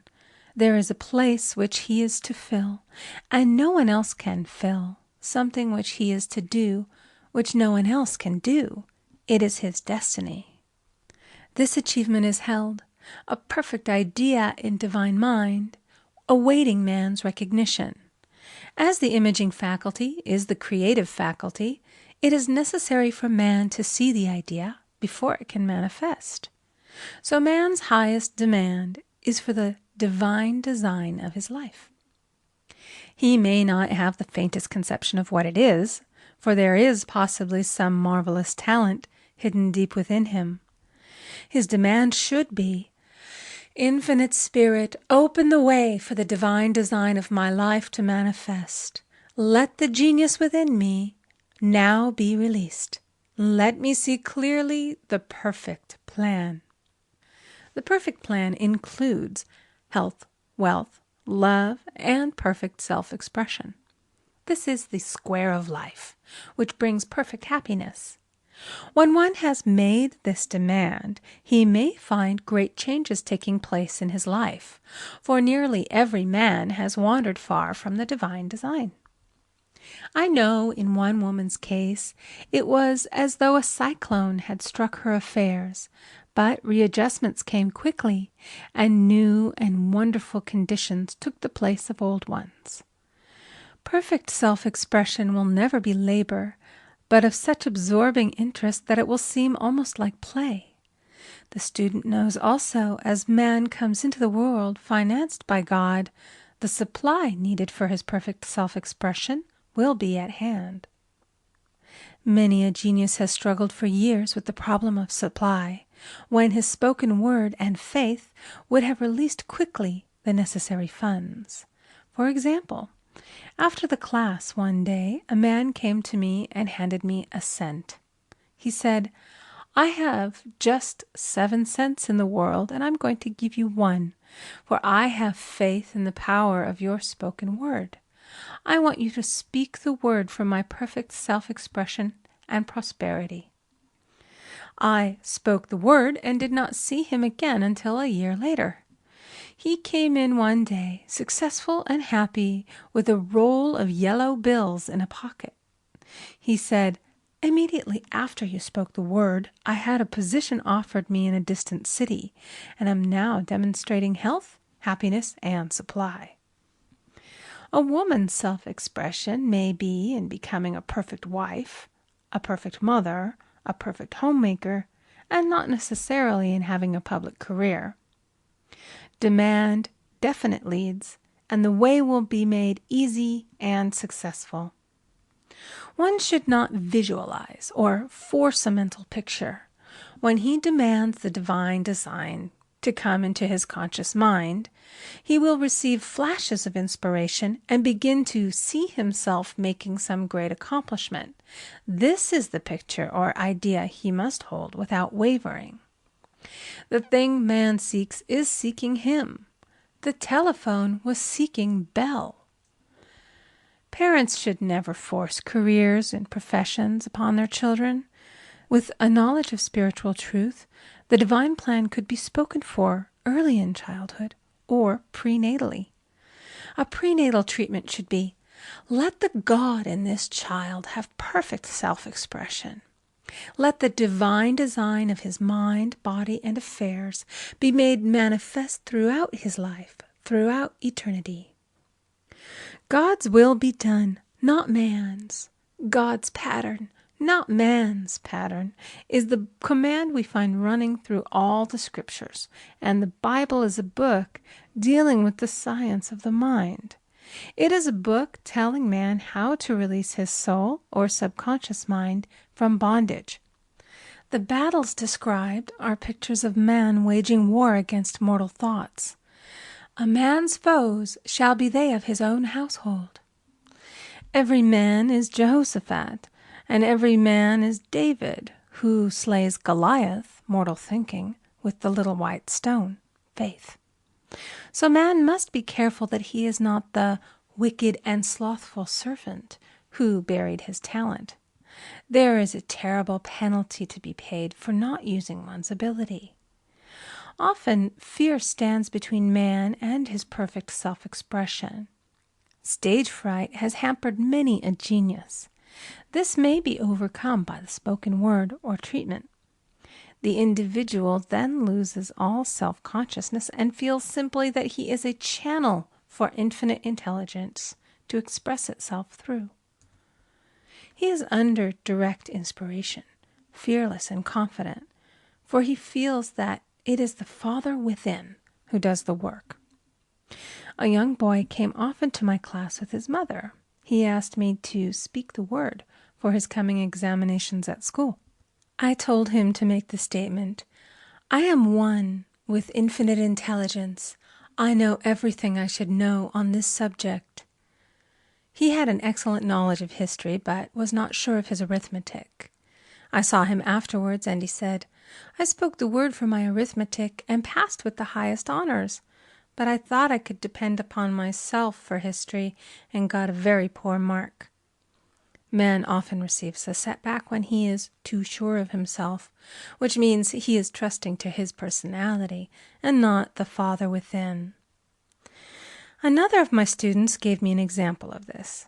She took an extended trip abroad one summer, visiting many countries where she was ignorant of the languages. She was calling for guidance and protection every minute, and her affairs went smoothly and miraculously. Her luggage was never delayed nor lost. Accommodations were always ready for her at the best hotels, and she had perfect service wherever she went. She returned to New York. Knowing the language, she felt God was no longer necessary, so looked after her affairs in an ordinary manner. Everything went wrong.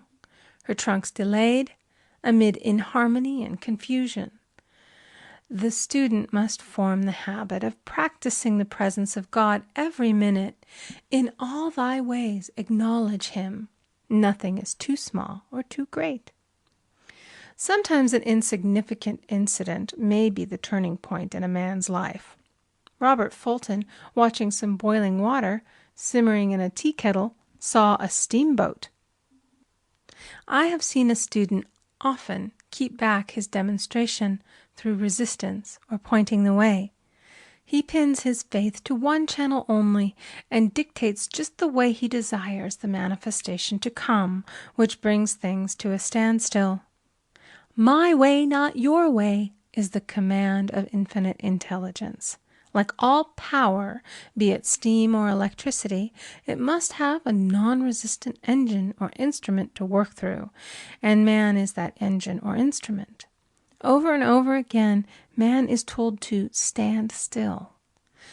O Judah, fear not, but tomorrow go out against them, for the Lord will be with you. You shall not need to fight this battle. Set yourselves, stand ye still, and see the salvation of the Lord with you.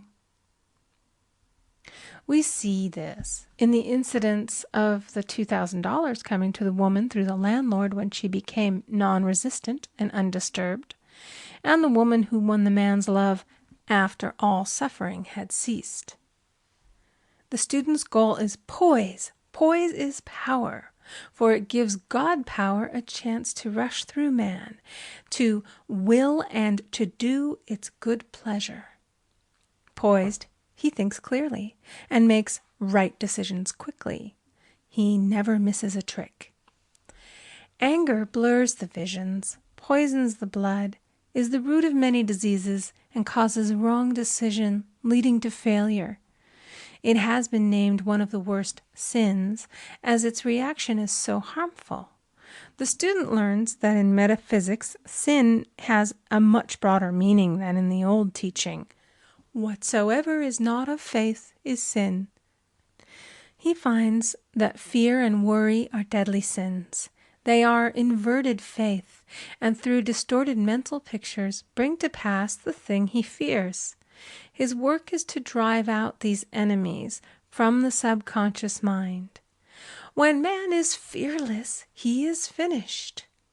Maeterlinck says that man is God afraid. So, as we read in the previous chapters, man can only vanquish fear by walking up to the thing he is afraid of.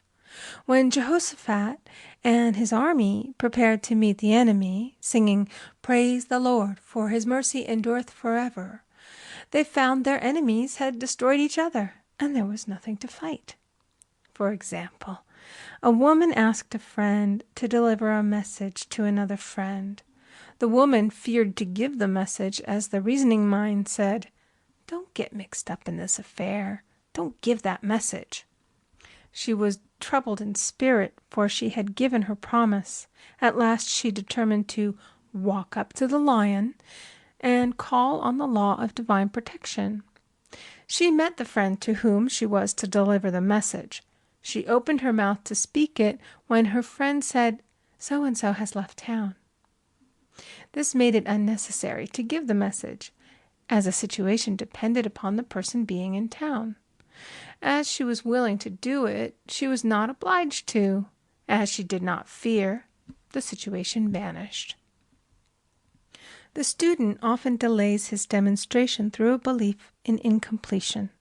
He should make this statement: "In divine mind, there is only completion. Therefore, my demonstration is completed. My perfect word, my perfect home, my perfect health." Whatever he demands are perfect ideas registered in divine mind and must manifest under grace in a perfect way. He gives thanks he has already received on the invisible and makes active preparation for receiving on the visible. One of my students was in need of a financial demonstration. She came to me and asked why it was not completed. I replied, "Perhaps you are in the habit of leaving things unfinished, and the subconscious has gotten into the habit of not completing. As the without, so the within." She said, "You are right. I often begin things and never finish them. I'll go home and finish something I commenced weeks ago, and I know it will be symbolic of my demonstration." So she sewed assiduously, and the article was soon completed. Shortly thereafter, the money came in a most curious manner. Her husband was paid his salary twice that month. He told the people of their mistake, and they sent word to keep it. One man asks, believing he must receive, for God creates his own channels. I have been sometimes asked, suppose one has several talents. How is he to know which one to choose? Demand to be shown definitely. Say, "Infinite Spirit, give me a definite lead. Reveal to me my perfect self-expression. Show which talent I am to make use of now." I have known people to suddenly enter a new line of work and be fully equipped with little to no training, so make the statement, "I am fully equipped for the divine plan of my life," and be fearless in grasping opportunities. Some people are cheerful givers, but bad receivers. They refuse gifts through pride or some negative reason, thereby blocking their channels, and invariably find themselves eventually with little or nothing. For example, a woman who had given away a great deal of money had a gift offered her of several $1,000s. She refused to take it, saying she did not need it. Shortly thereafter, her finances were tied up, and she found herself in debt for that amount. Man should receive gracefully the bread returning to him upon the water. Freely ye have given, freely ye shall receive. There is always the perfect balance of giving and receiving, and though man should give without thinking of returns, he violates law if he does not accept the returns which come to him, for all gifts are from God, man being merely the channel. A thought of lack should never be held over the giver. For example, when the man gave me 1 cent, I did not say, "Poor man, he cannot afford to give me that."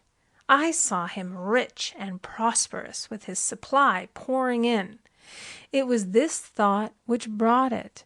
If one has been a bad receiver, he must become a good one, and take even a postage stamp if it is given him, and open up his channels for receiving. The Lord loveth a cheerful receiver as well as a cheerful giver. I have often been asked why one man is born rich and healthy and another poor and sick. Where there is an effect, there is always a cause. There is no such thing as chance. This question is answered through the law of reincarnation. Man goes through many births and deaths until he knows the truth which sets him free.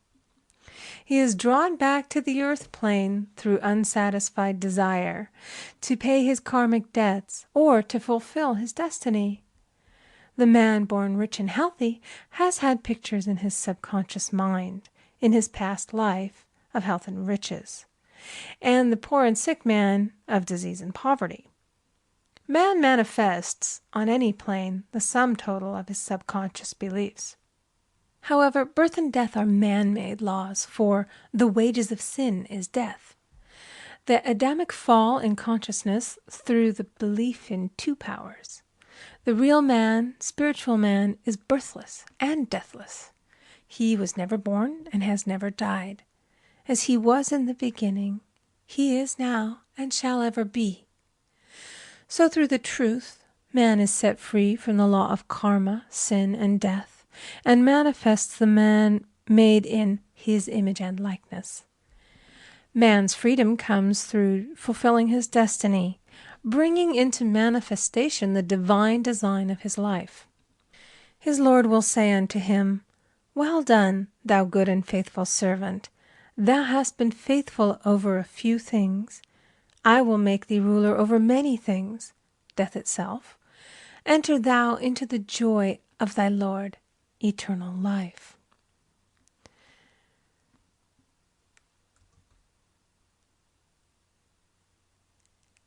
End of Chapter 9. Recording by Amy Conger.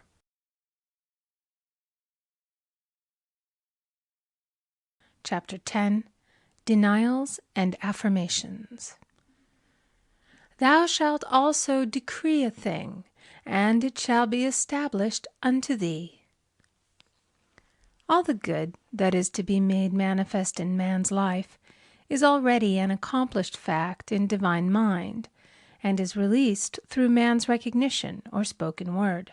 So he must be careful to decree that only the divine idea be made manifest, for often he decrees through his idle words failure or misfortune. It is therefore of the utmost importance to word one's demands correctly, as stated in a previous chapter. If one desires a home, friend, position, or any other good thing, make the demand for the divine selection. For example, Infinite Spirit, open the way for my right home, my right friend, my right position. I give thanks that it now manifests under grace in a perfect way. The latter part of this statement is most important. For example, I knew a woman who demanded $1,000. Her daughter was injured, and they received $1,000 indemnity, so it did not come in a perfect way. The demand should have been worded in this way: Infinite Spirit, I give thanks that the $1,000, which is mine by divine right, is now released and reaches me under grace in a perfect way. As one grows in a financial consciousness, he should demand that the enormous sums of money which are his by divine right reach him under grace in perfect ways. It is impossible for man to release more than he thinks is possible, for one is bound by the limited expectancies of the subconscious.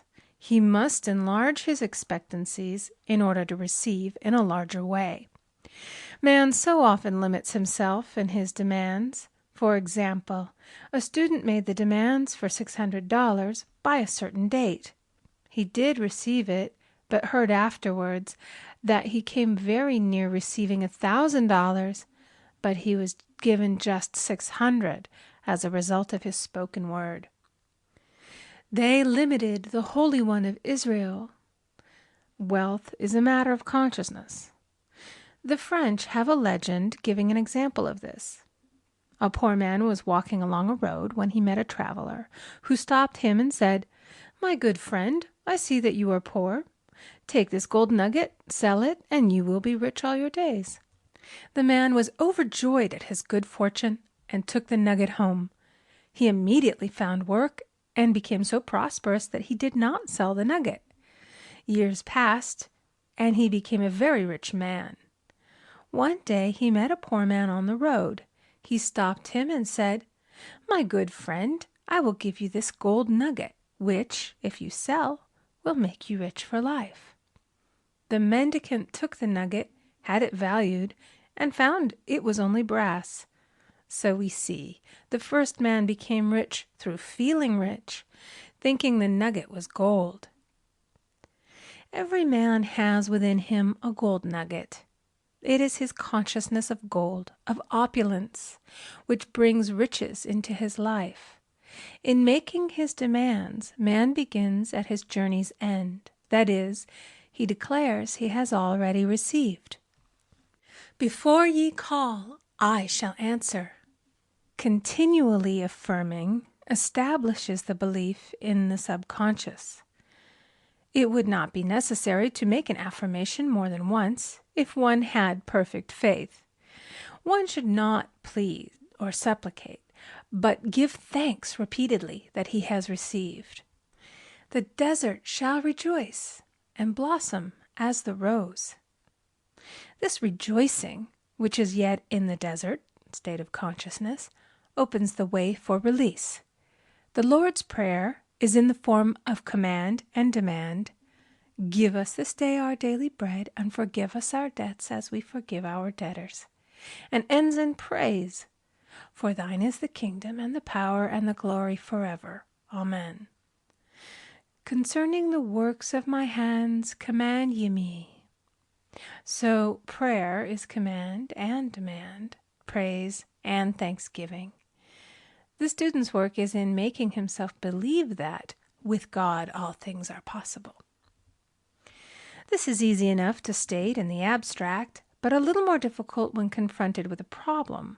For example, it was necessary for a woman to demonstrate a large sum of money within a stated time. She knew she must do something to get a realization, for realization is manifestation, and she demanded a lead. She was walking through a department store when she saw a very beautiful pink enamel paper cutter. She felt the pull towards it. The thought came, I haven't a paper cutter good enough to open letters containing large checks. So she bought the paper cutter, which the reasoning mind would have called an extravagance.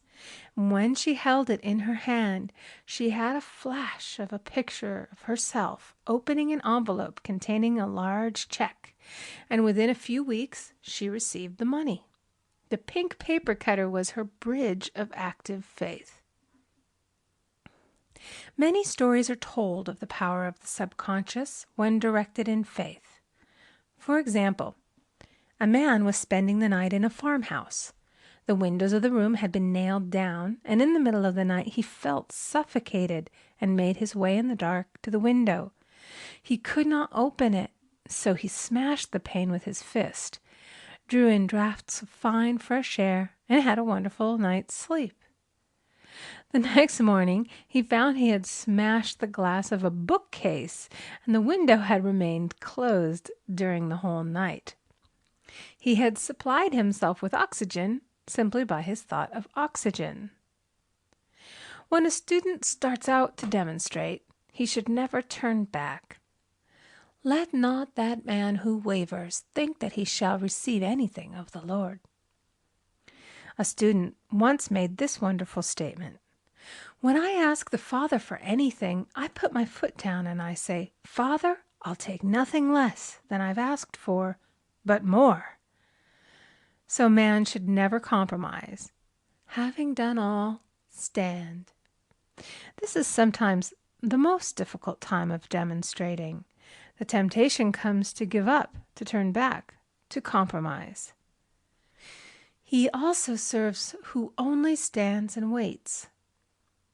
Demonstrations often come at the 11th hour because man then lets go, that is, stops reasoning, and infinite intelligence has a chance to work. Man's dreary desires are answered drearily, and his impatient desires long delayed or violently fulfilled. For example, a woman asked me why it was she was constantly losing or breaking her glasses. We found she often said to herself and others with vexation, I wish I could get rid of my glasses. So her impatient desire was violently fulfilled. What she should have demanded was perfect eyesight, but what she registered in the subconscious was simply the impatient desire to be rid of her glasses, so they were continually being broken or lost.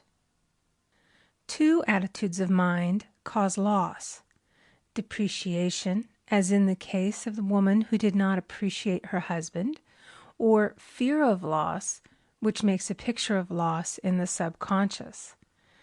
When a student is able to let go of his problem, cast his burden, he will have instantaneous manifestation. For example, a woman was out during a very stormy day, and her umbrella was blown inside out.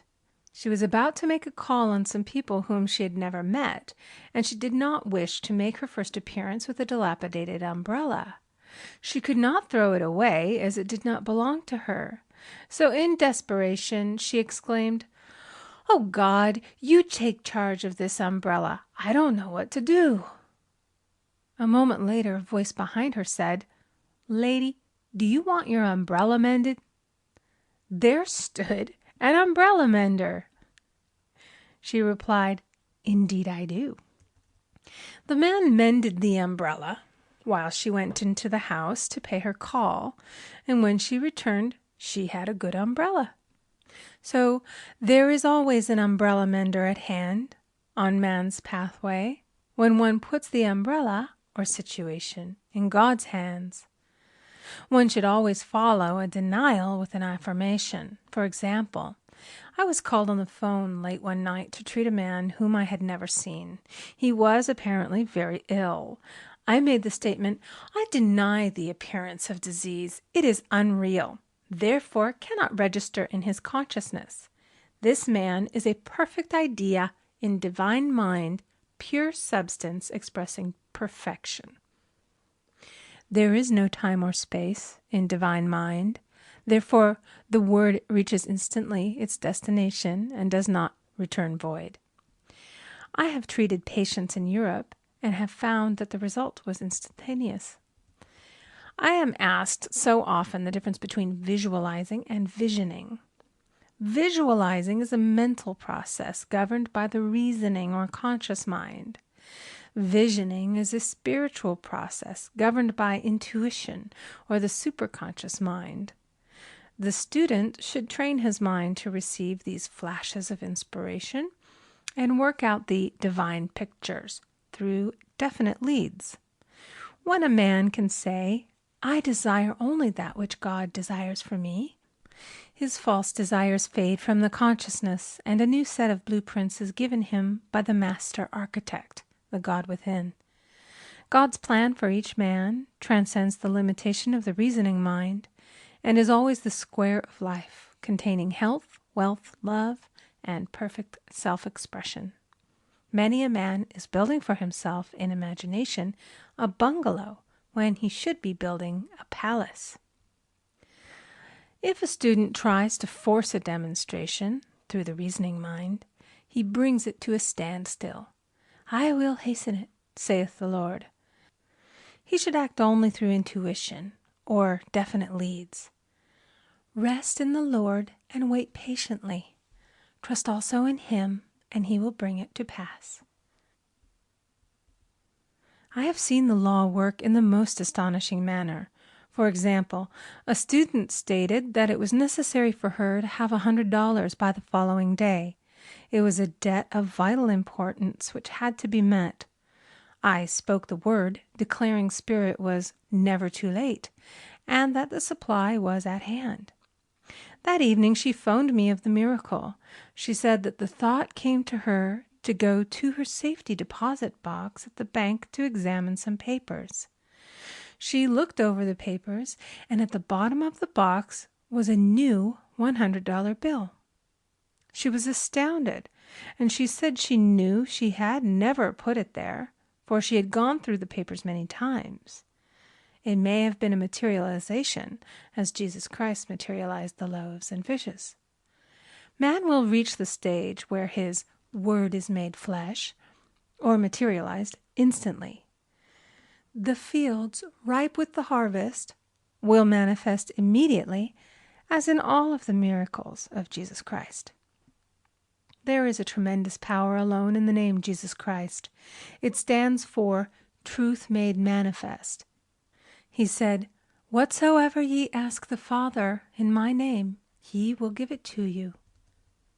The power of this name raises the student into the fourth dimension, where he is freed from all astral and psychic influences, and he becomes unconditioned and absolute, as God Himself is unconditioned and absolute. I have seen many healings accomplished by using the words, "in the name of Jesus Christ." Christ was both person and principle, and the Christ within each man is his Redeemer and salvation. The Christ within is his own fourth-dimensional self, the man made in God's image and likeness. This is the self which has never failed, never known sickness or sorrow, was never born, and has never died. It is the resurrection and the life of each man. "No man cometh to the Father save by the Son," means that God, the universal, working on the place of the particular, becomes the Christ in man. And the Holy Ghost means God in action. So daily, man is manifesting the Trinity of the Father, Son, and Holy Ghost. Man should make an art of thinking. The master thinker is an artist and is careful to paint only the divine designs upon the canvas of his mind. And he paints these pictures with masterly strokes of power and decision, having perfect faith that there is no power to mar their perfection, and that they shall manifest in his life the ideal made real. All power is given man through right thinking to bring his heaven upon his earth, and this is the goal of the game of life. The simple rules are fearless faith, non-resistance, and love. May each reader be now freed from that thing which has held him in bondage through the ages, standing between him and his own, and know the truth which makes him free. Free to fulfill his destiny, to bring into manifestation the divine design of his life, health, wealth, love, and perfect self-expression. Be ye transformed by the renewing of your mind. End of Chapter 10. Recording by Amy Conger.